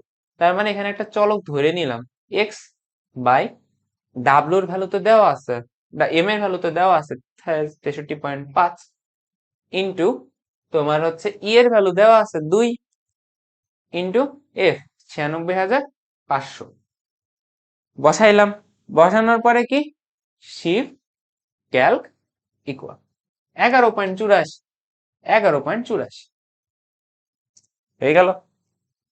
দেখো তুমি যদি সাস্টে ভর্তি পরীক্ষা দিতে আসো বা যেখানে ক্যালকুলেটর এলাও আছে সেখানে পরীক্ষা দাও, অনেক সময় দেখো যারা একটু বেশি প্র্যাকটিস করবা তাদের এই ইকুয়েশনটা লেখারও দরকার প্রয়োজন হবে না। তারা জাস্ট কি করবে? তারা জাস্ট এই যে 2 ইন্টু 36, 5 ইন্টু কিউ সমান সমান আইটি, তাহলে 2 ইন্টু 5 ইন্টু 3600 সমান সমান, এবার কি করবে? এন এর মান আমার কিভাবে দেওয়া আছে? ডাব্লু বাই এম এ, না ভি বাই 22.4 এ, নাকি এন বাই এন এ, কোনটাতে দেওয়া আছে ওইটা ভাববে। তাহলে কিসে দেওয়া আছে আমার এখানে এন এর মান? W by M A. তাহলে এখানে আমি W by M A M দিব into into 96,500, shift calc solve, done. আমার লেখাও লাগতেছে না, কলমও ছোঁয়ানো লাগতেছে, তাই না? আচ্ছা, পরেরটা আসি।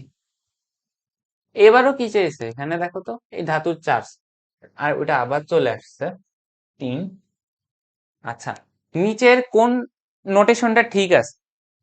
আমার যেটা জারণ হবে সেটা ডান পাশে থাকবে, যেটা বিজারণ হবে সেটা বাম পাশে। এখন আমরা জানি জিঙ্কের জারণ হয়, তাহলে জিঙ্কের যদি জারণ হয় তাহলে Zn স্ল্যাশ Zn 2+ হবে। আর কপারের যদি বিজারণ হয় Cu 2+ স্ল্যাশ Cu, এরকম হবে। তাহলে দেখি তো Zn এই পাশে এই পাশে এই পাশে এই পাশে, একমাত্র এই অপশনটাই খেয়াল করো, Zn এই পাশে কপারের এই পাশে। তার মানে জিঙ্কের জারণ হচ্ছে, কপারের বিজারণ হচ্ছে, এই নোটেশনটা ঠিক আছে আমাদের। ঠিক আছে, পরেরটা আসি। জিএসটি 23-24 আসছে। জিএসটি 23-24 আসছিল যেহেতু, তার মানে কি এটা উইদাউট ক্যালকুলেটর। তাহলে আমরা এটা ক্যালসি মানে ক্যালকুলেটরকে ছাড়া একটু ট্রাই করার চেষ্টা করি, যদি পারি কিনা দেখি তো। আচ্ছা, আমাদের সূত্রটা কি ছিল দেখো তো, এখান থেকেই শুরু করি। কিউ সমান সমান এন ই এফ। প্রশ্নে কি বলছে? কপার সালফেটে তড়িৎদ্বারের সাহায্যে 1 ঘন্টা যাবত এত অ্যাম্পিয়ার বিদ্যুৎ চালনা করছো, ক্যাথোডে কত অণু কপার? কতগুলো কপার, তার মানে তোমার কত অণু কপার সেটা চাইছে। মানে তোমার এখান থেকে জাস্ট এন এর ভ্যালুটা বের করবা।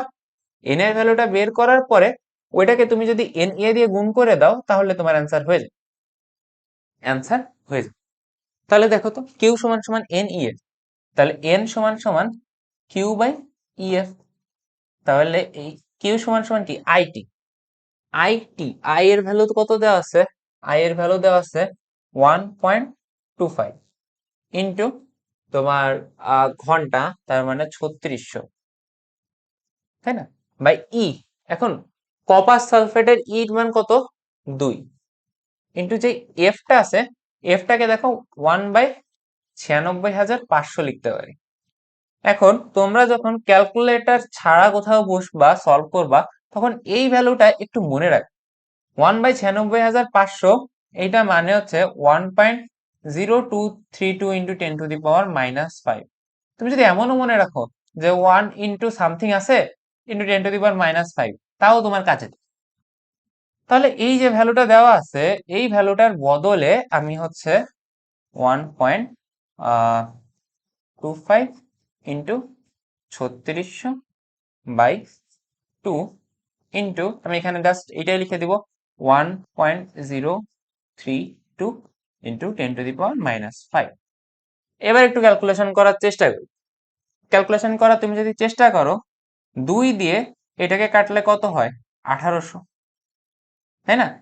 আর দেখো তো 1.25 যেটা আছে, 1.25 কে তুমি কিভাবে লিখতে পারো, 125 ইন্টু 10⁻⁻2।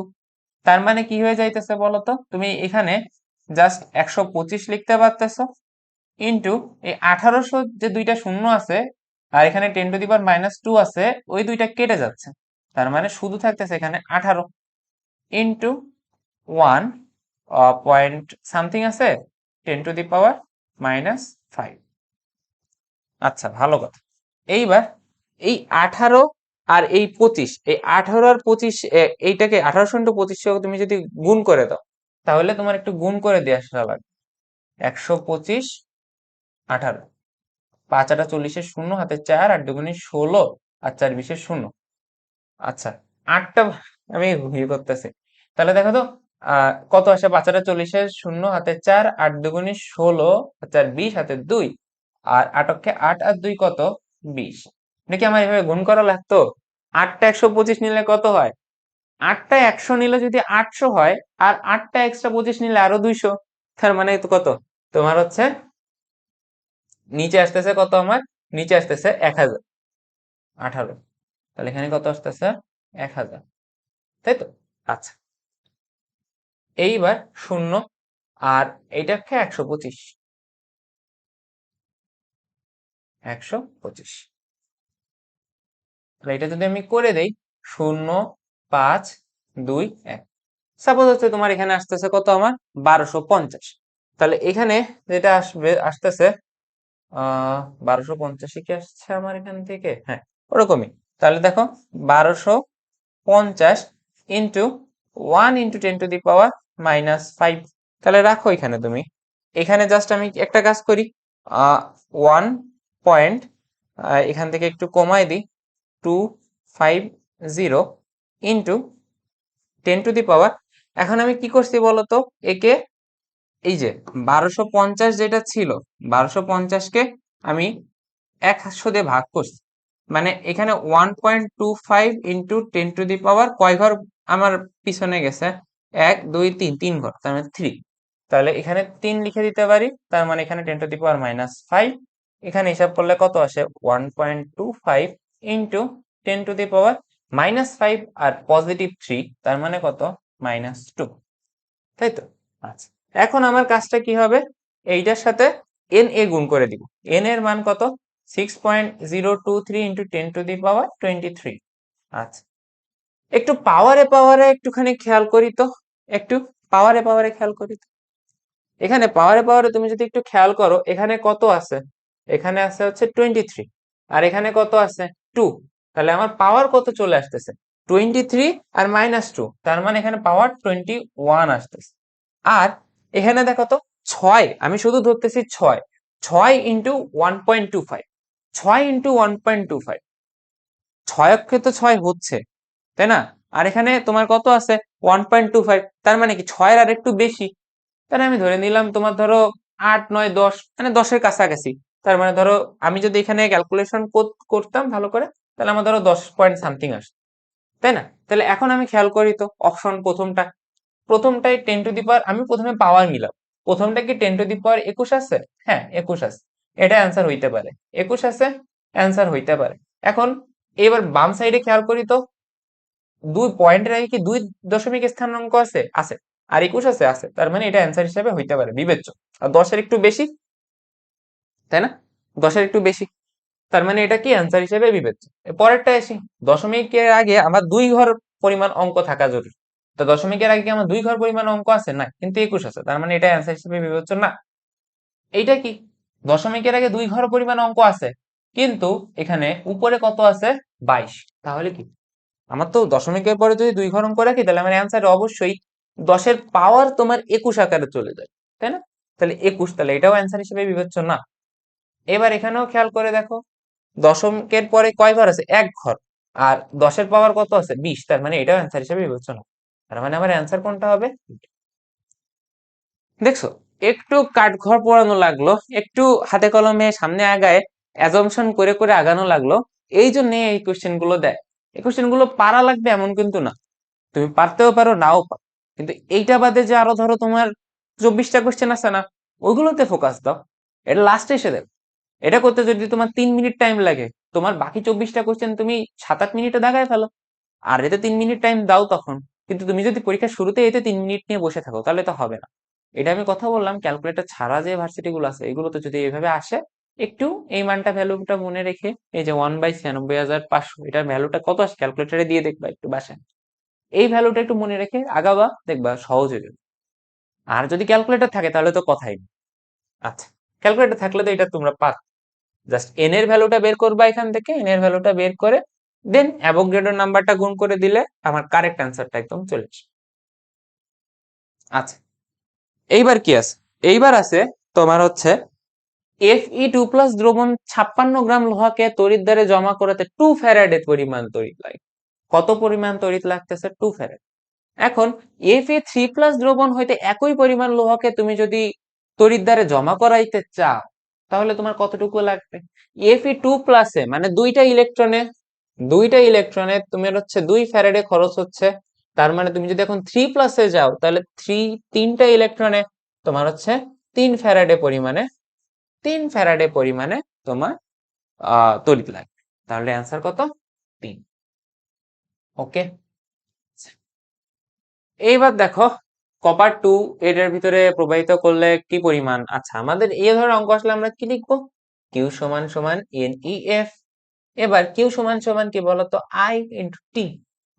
আই এর ভ্যালু কত? 10 অ্যাম্পিয়ার। টি এর ভ্যালু কত আছে? অর্ধঘন। অর্ধঘন্টা মানে কি বলতো? 3600 রথ থেকে, মানে 1800। সমান সমান NEF। এন এর ভ্যালুটা কত এখানে? এন এর ভ্যালুটা এখানে তোমার কপার বলছে মানে হচ্ছে 63.5। আর কত পরিমাণ, এখানে পরিমাণ চাইছে, তার মানে ডাব্লু চাইছে। ইন্টু ই, কপারের ই হচ্ছে 2 আর হচ্ছে 96,500। এবার ক্যালকুলেটারে তুমি যদি একটু মেরে দাও, ক্যালকুলেটার হালকা করে ক্যালকুলেটার মেরে দিলে তোমার ডাব্লুর ভ্যালুটা চলে আসছে, তাই না? আচ্ছা, এইবার দেখো, এইখানে যে কোশ্চেনটা আছে, এই কোশ্চেনটা তোমার হচ্ছে আহ ফ্যারাডের সেকেন্ড ল।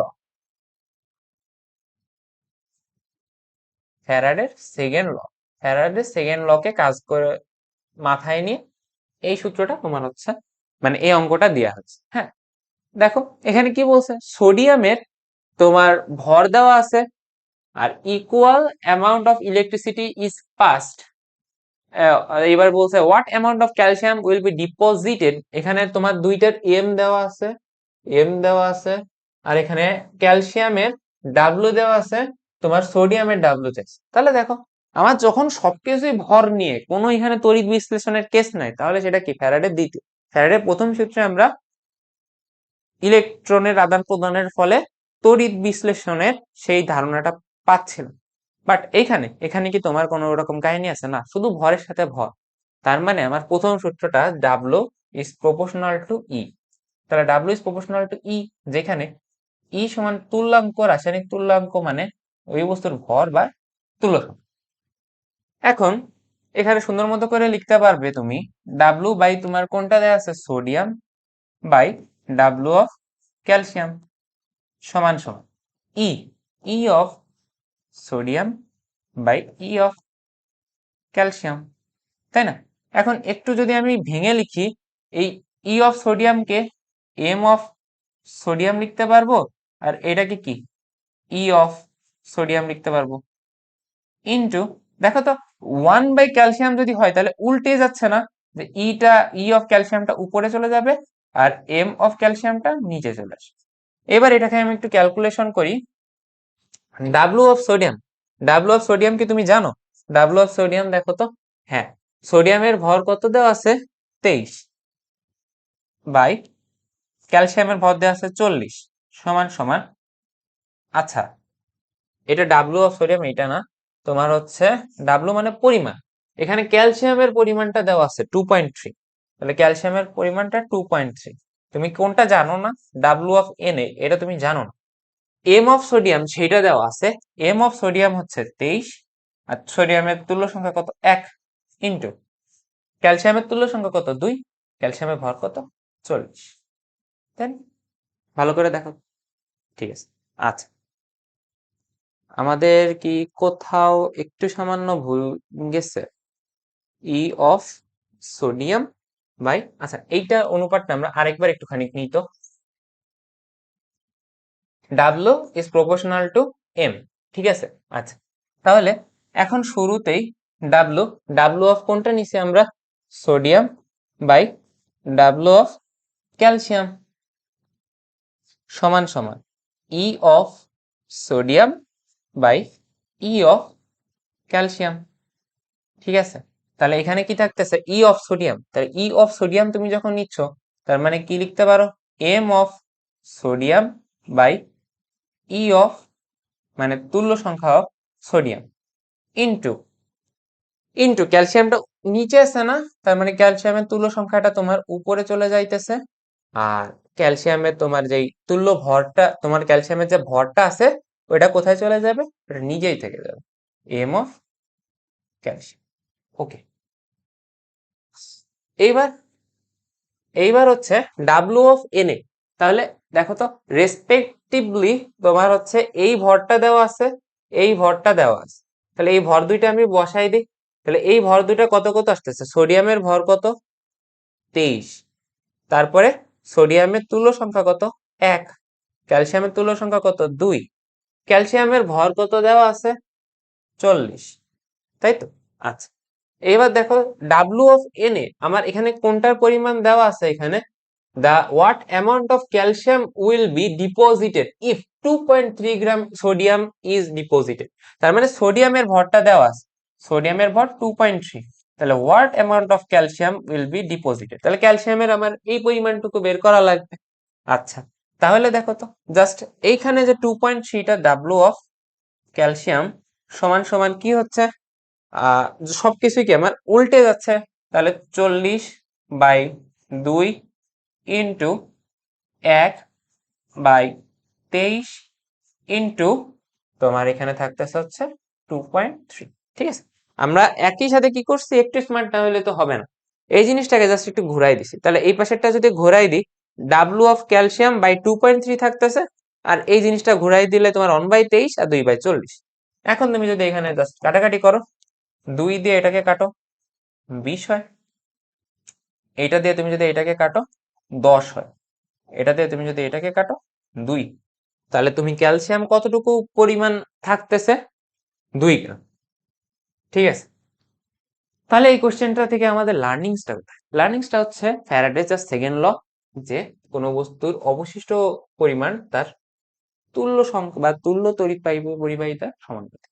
এখান থেকে আমি W by calcium by W by sodium by W by calcium করলাম, এখানে ই বাই ই অনুপাত করলাম। এবার আমরা জানি যে ই সমান সমান এম বাই ই। এখন এই এম এর ভ্যালুটা কত আছে? সোডিয়ামের এম এর মানে কত? এখানে এম এর মানে হচ্ছে তোমার সোডিয়ামের ভর, আর ই হচ্ছে সোডিয়ামের তুল্য সংখ্যা।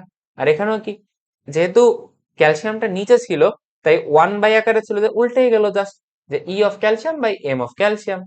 দেন আমার যে ভ্যালু গুলো দেওয়া আছে, প্রথমবারে আমি কিন্তু এইটা পড়তে আমি ভাবছি কি ক্যালসিয়াম উইল বি ডিপোজিটেড, মানে ক্যালসিয়াম 2.3 গ্রাম ডিপোজিট করা হয়েছে, কিন্তু না, কোশ্চেনে কি বলছে ক্যালসিয়াম কত পরিমাণ ডিপোজিট যদি করা হয়, সোডিয়াম 2.3 গ্রাম ডিপোজিটেড থাকবে।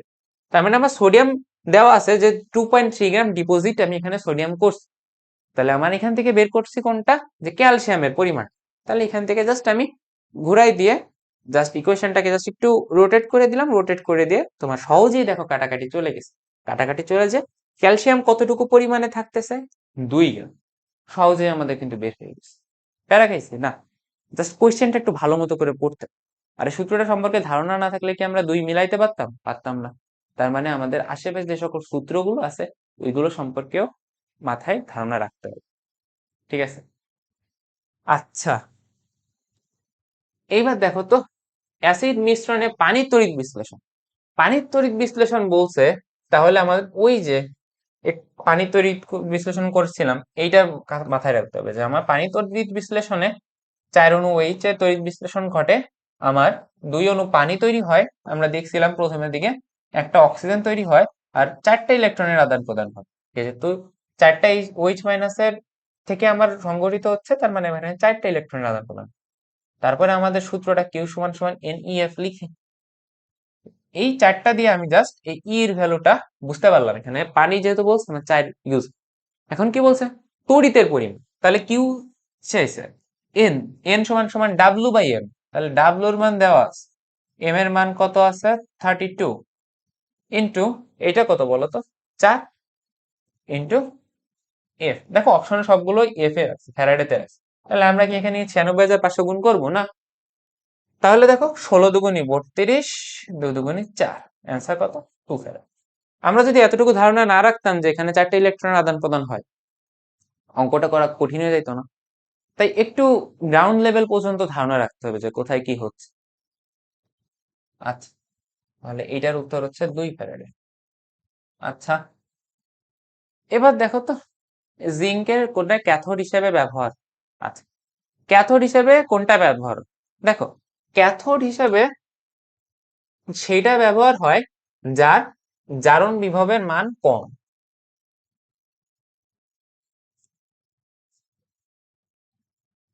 যার জারণ বিভবের মান কম, ঠিক আছে, সে হচ্ছে তোমার ক্যাথোড হিসেবে ব্যবহার করে। আবার তুমি একটু মাথায় রাখতে পারো যে এখানে যেহেতু জিঙ্ক দিছে, জিঙ্কের জারণ হচ্ছে, তাহলে আমার বিক্রিয়া যদি করতে হয় তাহলে যেটা নিচে আছে সেটার সাথে রিয়াকশন করাইতে হবে। তাহলে এই নিচে যেটা থাকবে সেটা হচ্ছে তোমার অ্যানোড, আর উপরে যেটা থাকবে সেটা ক্যাথোড, এভাবে মাথায় নিতে পারো। বা তুমি এইটুক মাথায় যদি রাখো যে জারণ বিভবের মান যেটা কম হবে সেইটা তোমার হচ্ছে ক্যাথোড হিসেবে ব্যবহার। খেয়াল করে দেখো এখানে কি, এটা কোনটা বিভব দেওয়া, জারণ বিভব, জারণ বিভবে দেওয়া আছে, জারণ বিভবে দেওয়া আছে, এটা কি জারণ বিভবে দেওয়া আছে না, এটা কি বিজারণ বিভবে দেওয়া আছে। এটা যদি জারণ বিভব করতা তাহলে এল স্ল্যাশ এল থ্রি প্লাস হইতো, আর এখানে ই এর ভ্যালুটা কত আসতো 1.66 আসতো। এবার দেখো তো সবার ভিতরে সব থেকে জারণ বিভবে কোনটার মান কম আছে, এই যে 0.28, 0.28 এর মান কম না, তাহলে এইটা তোমার ক্যাথোড হিসেবে ব্যবহার হবে। ক্যাথোড হিসেবে ব্যবহার হবে কোনটা, যার জারণ বিভবের মান কম। আর ঋণাত্মক মান যার যত বেশি হবে সেটার বিজারণ ক্ষমতা তত বেশি, যেটা আমরা শুরুর দিকে একদম টাইপ 2 বা 3 তে, টুর দিকে টাইপ 2 তে আমরা করছি। আচ্ছা, কোনটি নিচের ক্যালোমেল তড়িৎদ্বার হিসেবে ব্যবহৃত হয়? দেখো এটা খুবই একটা কমন এমসিকিউ ক্যালোমেল তড়িৎদ্বারের। Hg/Hg2Cl2 1 মোলার অফ KCl, এটা হচ্ছে তোমার ক্যালোমেল তড়িৎদ্বার হিসেবে ইউজ করি আমরা। আচ্ছা, এবার দেখো আরেকটা ম্যাথ। তাহলে আমাদের যেহেতু ম্যাথ দেখছি, আমাদের কোনটা কিউ সমান সমান NEF দিলাম। এবার দেখি কি কি দেওয়া আছে। বিদ্যুৎ পরিবহন, বিদ্যুৎ কতটুকু পরিবহন হয়েছে, টাইম চাইছে, টাইম চাইছে মানে বাকি সব দেওয়া আছে। তাহলে কিউ সমান সমান আইটি 3.25 ইন্টু টি, টি এর মানটা আমার কাছে চাইছে। এন, এন সমান এখানে যেহেতু ভরের সব কাজ বাস, তাহলে 4.405 ভাগ হচ্ছে 65.40 ইন্টু তোমার জিঙ্ক যেহেতু বলছে, তাহলে নিকেল কোবার কপার জিঙ্ক 2 প্লাস, তাহলে 2 ইন্টু 96,500। ইকুয়েশন থেকে আমরা টি বের করা কি খুব কঠিন না, ক্যালকুলেটর চাপবো, টি এর মান কোনটা আসে সহজে বের, ঠিক আছে। আচ্ছা, এইবার এটা কি বলছে, জিঙ্ক ক্লোরাইডের ভিতরে তোমার সবকিছু দেওয়া আছে কি পরিমাণ জিঙ্ক ক্যাথোডে জমা হবে। তাহলে সেম কিউ সমান সমান NEF, এখানে তোমার কিউ এর ভ্যালু আইটি, তাহলে 2.25 ইন্টু 30 ইন্টু 3600 সমান সমান ডাব্লু, এটার মান বের করতে হবে, 65.37 দেওয়া আছে, ই এর ভ্যালু 2 আর এফ তো 96,500। তাহলে এখান থেকে কি ডাব্লুর মান বের করা কোনো প্যারা হবে? হবে না, সহজ, তাই না? পরেরটাই যাই। এখানে কি বলছে? আচ্ছা, আমরা শুরুর দিকে দেখছিলাম না যে ঘনমাত্রা পরিবর্তন যদি হয় তাহলে একটা সূত্র দেখে আসছিলাম না? একটু খেয়াল করো তো, ঘনমাত্রা যদি পরিবর্তন হয় আমরা একটা সূত্র দেখে আসছিলাম কি আসছিলাম না? এটা একটুখানি আমরা রিক্যাপ করি। দেখো, ঘনমাত্রা যদি পরিবর্তন হয়, এই যে দেখ, ঘনমাত্রা যদি পরিবর্তন হয়, যে একটা সূত্র দেখছিলাম না শুরুতে, যে এন প্রাইম সমান সমান S1V minus IT by EF, তাই না? এইটার বেসিসে তোমার কোথাও এখনো এসে পারি, বাট এমসিকিউতে আসতেই পারে। ঠিক আছে, তাই আমরা একটা রিটেনের মতো করে সলভটা দেখে নিই। তাই এই সূত্রের উপরে তাহলে আমাদের কি হবে? প্রোডাক্টিভিটিটা বাড়বে, প্রোডাক্টিভিটিটা বাড়বে। তাহলে এই সূত্রটার উপরে যেটা অ্যাপ্লাই হইতে পারে সেটা আমরা ধারণা পেয়ে যাবো। তাহলে আমরা এটা অ্যাপ্লাই করে আসি। তাহলে দেখো, S1V minus IT by EF, এইটা অ্যাপ্লাই করবো আমরা। আচ্ছা, আমরা হচ্ছে এখন যেখানে করতেছিলাম, ওকে, তাহলে কপারের এটা আসো। তাহলে এখন এখানে তোমার পরিবর্তিত যে মোল সংখ্যা সেটা বের করব, S1V minus I T by E, এইটা দিবে। তারপরে দেখো এখানে কি চাইছে, আমার কাছে দ্রবণের ঘনমাত্রা চাইছে না? তাহলে এইটা বের করার পরে S সমান সমান n প্রাইম ভাগ S2 সমান সমান n প্রাইম ভাগ এই যে আয়তন যেটা দেওয়া আছে 200, এটাতে ভাগ দিতে, তাহলে তো হয়ে যাচ্ছে। এইটাই যে শুরুতে ক্যাথোডে এতটুকু পরিমাণে চালনা করছি, দ্রবণের ঘনমাত্রা কত হবে, মানে এই ডিসেন্ট টাইমের পরে, এই ডিসেন্ট টাইম ডিউরেশনের পরে তোমার ওই দ্রবণের ঘনমাত্রাটা কত। যদি বলতো যে অবশিষ্ট মোল সংখ্যা, তাহলে এইখানে থেমে যেত, আর ঘনমাত্রা বলছে তার মানে এইটা।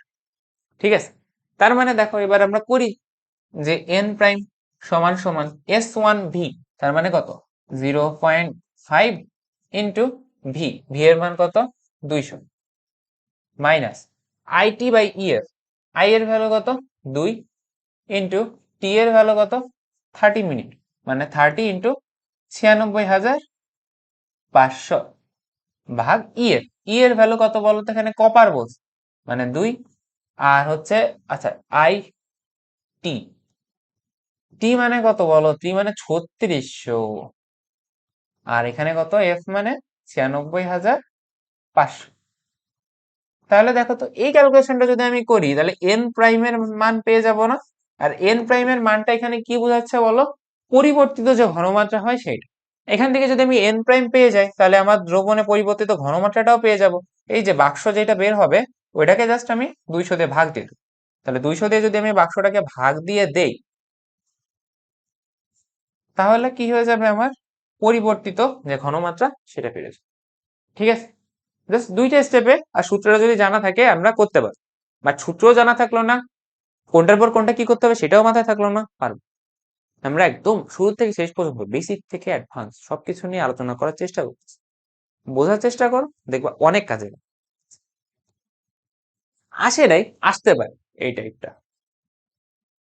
আচ্ছা, ঘনমাত্রা কত হবে এটা আমরা কেবল করলাম। আচ্ছা, এইবার দেখো আমাদের নার্নেস্ট ইকুয়েশন যেটা আছে, নার্নেস্ট ইকুয়েশনের আমরা প্রয়োগ দেখবো, নার্নেস্ট ইকুয়েশনের প্রয়োগের মাধ্যমে কোন কোন ধরনের প্রশ্ন পরীক্ষায় আসতে পারে। ঠিক আছে, এখানে দেখো নার্নেস্ট ইকুয়েশনের থেকে তুমি জাস্ট এতটুকু মনে রাখলেই তোমার যথেষ্ট, যথেষ্ট যে ই সেল সমান সমান E cell minus R T by N F ln Q. Ln কিউটা হচ্ছে উৎপাদের ঘনমাত্রা বাই বিক্রিয়কের ঘনমাত্রা, বা তুমি বলতে পারো যে অ্যানোডের ঘনমাত্রা বাই ক্যাথোডের ঘনমাত্রা। ঠিক আছে, জাস্ট নার্নেস্ট ইকুয়েশন এইটার থেকে আমরা কাজ করব। দেখো এখানে দেখো তিনটার ইএমএফ এর মান দিয়ে দিছে, এখন তিনটা সেলের বলছে কি যে ইএমএফ এর মান যথাক্রমে E1 E2 আর E3। এখন বলছে তাহলে নিচের কোনটা সঠিক। এখন তোমার যেহেতু ঘনমাত্রা দিয়ে দিছে, আমরা আগে যেসব কাজ করছি ওটা জাস্ট বিভব দেওয়া থাকতো না, আমার কি ই এর মান দেওয়া থাকতো কোথাও? থাকতো না।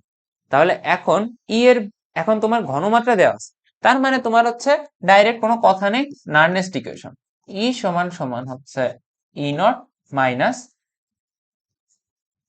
আর টি বাই হচ্ছে EF R T by EF into ln Q. আর লন কিউ মানে কি? লন কিউ মানে হচ্ছে তোমার উপরে অ্যানোড নিচে ক্যাথোড। এখন তোমার এই যে ই আছে, এই ই এর ক্রমটা তোমার বের করতে বলছে, যে এখানে যে তিনটা জিনিস আছে, এই তিনটা জিনিসের ভিতরে এই ই এর ক্রমটা কোন অর্ডারে কোনটা সঠিক আছে, আমরা হচ্ছে এইটা বের করবো। ঠিক আছে, তাহলে এইটা এখন কিভাবে বের করা যায় দেখো তো।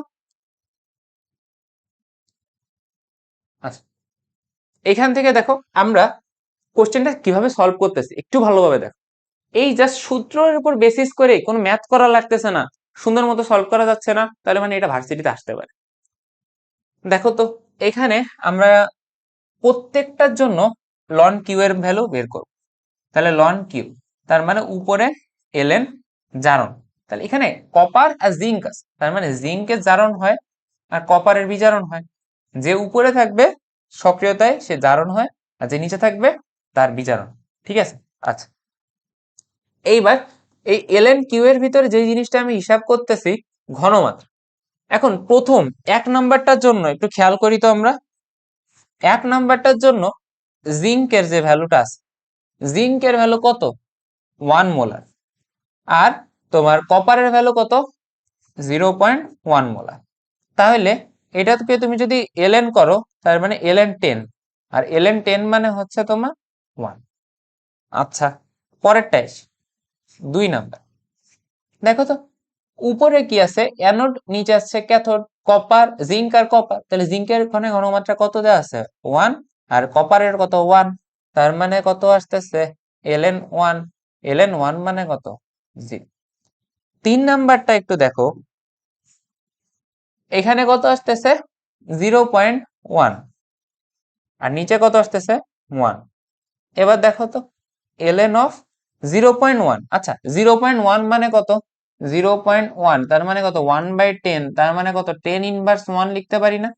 তার মানে দেখো 10 ইনভার্স 1, তার মানে এখানে লিখতে পারি যে -1 বা মাইনাসে কোন একটা মান। ঠিক আছে, এইবার আমি কি করছি, এখান থেকে সুন্দর মতো করে এই এলএন কিউ এর যে পার্টটুকু আছে এতটুকু বের করছি। এখন দেখো তো, প্রত্যেকটার জন্যই তো ই এর ভ্যালু সেম হবে, তাই না? জাস্ট ঘনমাত্রা আলাদা। তাহলে আমি ধরে নিলাম প্রত্যেকটা যা আছে প্রত্যেকটার বান্দার এইখানে যে ই এর ভ্যালু, ই নটের যে ভ্যালু, ই নটের ভ্যালু হচ্ছে ধরো ধরে নিলাম 4। এখন প্রথমটা আসো, ই সমান সমান 4, সূত্রে কি আছে? বিয়োগ। এখন আর টি বাই ইএফ তো সবার সেম। প্রথমটার জন্য কি আছে দেখো তো, প্রথমটার জন্য আছে হচ্ছে 1 কমবে, কারণ কি? বিয়োগ এই এলএন 10 এর মান 1, তার মানে 1 কমবে, তো 1 কমে তার মানে কত? 3। দ্বিতীয়টার জন্য তো দেখি, দ্বিতীয়টার জন্য কি আসতেছে? দ্বিতীয়টার জন্য তোমার হচ্ছে 4, ই এর মান কত? আমি ধরে নিচ্ছি সবার জন্য ই নট এর মান 4, minus R T by EF সবার জন্য সেম থাকবে, ওটা ক্যালকুলেশনে না আনি। বিয়োগ, এখানে যেহেতু বিয়োগ চিহ্নটা আছে, এলএন কিউ, এলএন কিউ এর ভ্যালু কত? 1/1, এলএন 1 এর ভ্যালু কত? 0, তার মানে কত? 4। আচ্ছা, লাস্টেরটা এটা 1 2। আর ই3 টা দেখি, ধরে নিছি আমি এটা 4, তাহলে এখানেও 4, মাইনাস 0.1/1, তার মানে কি? মাইনাস সামথিং, মানে -1 বা মাইনাস সামথিং, তার মানে কি? অবশ্যই 5 বা 5-এর বেশি হবে। তাহলে দেখো তো, সব থেকে বড় তিনটার ভিতরে কোনটা আসছে? সব থেকে বড় আসছে ই3, তারপরে কোনটা আসছে? ই2, তারপরে কোনটা আসছে? ই1। তাহলে দেখো, এইটা তুমি ঘনমাত্রা যেহেতু দেওয়া আছে, তুমি নার্নেস্ট ইকুয়েশন বাদ দিয়ে কখনো কি এটা সলভ করতে পারতা? পারতা না। আমি কি এখানে অঙ্ক করছি কোনো? অঙ্কও তো করিনি। কি করছি?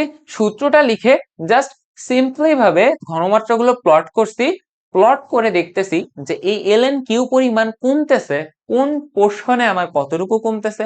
এখন এই কমা পরিমাণ টুকুরই আমি একটা হিসাব করতেছি, তাই না? এই হিসাব নিকাশের আধারে এই বেসিসেই তোমার ই এর ভ্যালুটা E1 E2 আর E3 বের করতেছি, এন্ড দেন দেখতেছি যে E1 বড় নাকি E2 বড় নাকি E3 বড়, তাই না? সহজ তো। আচ্ছা, একটু ভালো মতো করে এটা খেয়াল করলে বুঝতে পারবা তোমরা সহজে। ওকে, দেখো এটা আমাদের হচ্ছে একদম লাস্ট টপিক। লাস্ট টপিকটা হচ্ছে দেখো পিএইচ এর মান বের করে তোমার হচ্ছে রাজশাহী বিশ্ববিদ্যালয়ে একবার কোশ্চেন আসছে। এখন কোন স্যার যখন প্রশ্ন করে তখন অবশ্যই দেখে যে আশেপাশের প্রতিবেশী সব বিশ্ববিদ্যালয় আছে তারা কোন ধরনের কোশ্চেন করছে। এটা একদম পুরো আনকমন প্রশ্ন যে এই যে রাজশাহী বিশ্ববিদ্যালয়ে তোমার হচ্ছে এই পিএইচ দিয়ে একটা নানেস্ট ইকুয়েশন থেকে পিএইচ বা ঘনমাত্রা নির্ণয়ের অঙ্ক দিছে। এই অঙ্কটাই তুমি জাস্ট এতটুকু পোর্শন যদি মনে রাখো তাইলেই হবে যে ইএইচ সমান সমান 0.059 পিএইচ। তোমার এমসিকিউ এর জন্য ই সমান সমান 0.059 অফ পিএইচ, এতটুকু মনে রাখলেই তোমার ম্যাথ। ঠিক আছে, পিএইচ এর থেকে জাস্ট ডেরিভেশনটা দেওয়া আছে, তোমাদের যদি কারো মনে হয় তাহলে ডেরিভেশনটা দেখো, কিন্তু আমার কাছে ডেরিভেশনটা ইম্পর্টেন্ট না। এই টাইপের থেকে ম্যাথটা আসবে, কেমন ধরনের ম্যাথ আসতে পারে এমসিকিউ তে ওইটা আমার কাছে এখন ইম্পর্টেন্ট। তাহলে দেখো তো এখানে তোমার কি দেওয়া আছে, পিএইচ দেওয়া আছে, তাহলে আর কি দেওয়া আছে, ডুবাইলে এর বিভব কত, তাহলে ই সমান সমান 0.059 ইন্টু তোমার পিএইচ এর ভ্যালু কত 3। তাহলে তুমি যদি এটা গুণ করে দাও, তুমি যদি এটা গুণ করে দাও হালকা করে, তাহলে দেখো তো 0.059 ইন্টু 3, তাহলে এটা করলে কত আসতেছে আমার 1.77। এখন দেখো যে 1.77 আসছে না অপশনে, এটা কি 1.77? আমার প্লাস মাইনাসটা খেয়াল করা লাগবে। পিএইচ এর ক্ষেত্রে তোমার প্লাস মাইনাস এত মাথা ঘামানো লাগবে না। দেখবা তুমি ওই যেটার বিভব দেওয়া আছে, বিভব চাইছে পিএইচ এর সাথে তুমি জাস্ট 0.059টা গুণ করে দিবা, গুণ করে দিলে দেখবা অপশনে যে কোনো একটার সাথে মিলে যাবে। প্লাস মাইনাসটা খেয়াল করা লাগবে না, ওটা নেগলেক্ট করে জাস্ট একটু খেয়াল করো যে 1.7, এটা কি 1.77 না, এইটা 1.77 আছে, এইটা না, এটা না, তার মানে আমার অ্যান্সার কোনটা হবে, এইটা। বুঝাতে পারছি? বুঝছো তো? আচ্ছা, পিএইচ এর ক্ষেত্রে জাস্ট পিএইচ ইন্টু 0.05। ওকে, এইবার দেখো এইটা সাস্টের লাস্ট ইয়ারে আসছে, মানে বিগত বছরের কোয়েশ্চেন, তাই না? তাহলে এতক্ষণ আমরা যতটুকু জ্ঞান আহরণ করছি ওইটাই বেসিসে কি এটা পারবো? 1 মিনিট একটু কোয়েশ্চেনটা পড়ো তো, দেখো তো আমরা পারি কিনা।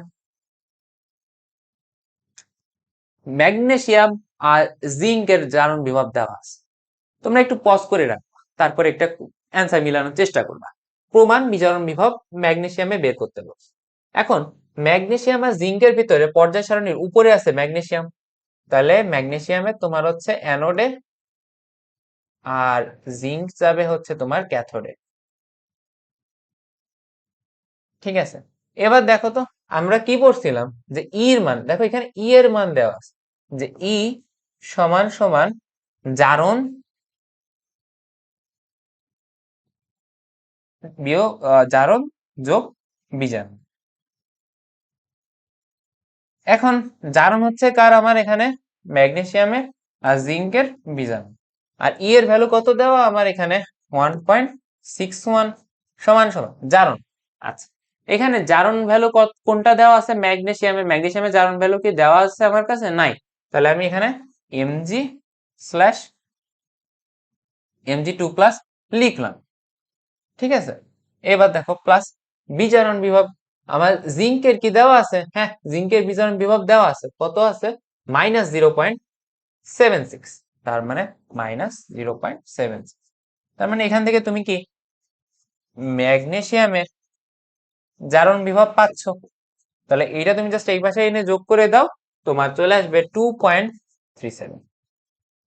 এখন তুমি 2.37 সুন্দর মতো করে অপশনে আছে দাগাই দিলা, কিন্তু প্রশ্নে কি চাইছে, ম্যাগনেসিয়ামের প্রমাণ বিজারণ বিভব চাইছে। প্রশ্ন করতে হবে, ফার্স্টের কোশ্চেন সহজ করে, কোশ্চেনে হালকা একটু প্যাচ লাগাবে, হয় কে নয়, নয় কে হয়, ছয় কে নয়, এমনই করে দেবে। এখানে জাস্ট কি করছে, তুমি সুন্দর মতো করে ম্যাথটা শেষ পর্যন্ত নামাইলে জারণ বিভব আসতো, বাট এখানে সুন্দর মতো করে তোমার বাঁচতে চাইছে কি বিজন বিভাবে মানবে, তাহলে তুমি এখানে কি করতে হবে, জাস্ট এটাকে উল্টাই দিই। তাহলে এম জি এর পাশে যদি 2 প্লাস, আর এখানে যদি তোমার এম জি আসে, তাহলে এখানে কত আসে বলো তো, -2.37। ঠিক আছে, তাহলে দেখো এখানে অ্যান্সার কত হবে, তাহলে আমার -2.37। প্রশ্নটা ভালো করে পড়তে, ঠিক আছে। আচ্ছা, সো থ্যাংক ইউ সবাইকে শেষ পর্যন্ত থাকার জন্য। আমরা এর মাধ্যমে তড়িৎ রসায়নের A to Z বেসিক থেকে অ্যাডভান্স সব সূত্র অ্যানালাইসিস করে ভার্সিটি কোথায় কোনটা আসছে আর কোথায় কোন ভার্সিটিতে আসতে পারে ভবিষ্যতে, সূত্র আছে কিন্তু অঙ্ক আসতে পারে, যেমন আমরা দেখছি যে তোমার পাত্রে রাখা কি রাখা যাবে না ওইটা আমরা শর্টকাটে পড়া শিখছি, তাই না? তারপরে হচ্ছে এর মান ছোট মান বা বড় মান বা বিয়োগ ছোট মান ওইটা বের করা দেখছি। দেন কি তোমার ফ্যারাডের দ্বিতীয় সূত্র থেকে ম্যাথ এখনো কোথাও এসে পারি নাই, বাট আমাদের ভার্সিটি এক্সামে আসতে পারে, হাতে কলমে সলভ করা যায়, আইওটিতে আসছিল, ওইটা আমরা সলভ করছি। আরো কি করছি, আরো নার্নেস্ট ইকুয়েশন ইউজ করেও, ম্যাথ না করেও জাস্ট আমরা সূত্রটাকে অ্যানালাইসিস করেও অ্যান্সার বের করতে পারতেছি, তাই না? ওই রকম একটা ম্যাথ দেখছি। তার মানে স্লাইডটা শুরু থেকে শেষ পর্যন্ত তুমি যদি কেউ দেখো, আবার মাঝখানে ঘনমাত্রারও তো একটা ম্যাথ করলাম, পরিবর্তিত ঘনমাত্রা। তার মানে তুমি যদি স্লাইডের শুরু থেকে শেষ পর্যন্ত ভালো মতো করে দেখো, তোমার কোনো কিছু বাদ থাকবে না, ইনশাল্লাহ তোমার সবকিছু একদম পড়া হয়ে যাবে। ঠিক আছে, তো আজকে এই পর্যন্ত। তড়িৎ রসায়নের যা শেষ প্রথম থেকে করিয়েছি একদম শেষ পর্যন্ত ভালো মতো করে প্র্যাকটিস করো, ইনশাল্লাহ তোমার কোনো ভার্সিটিতে বাদবে না। আসসালামু আলাইকুম সবাইকে।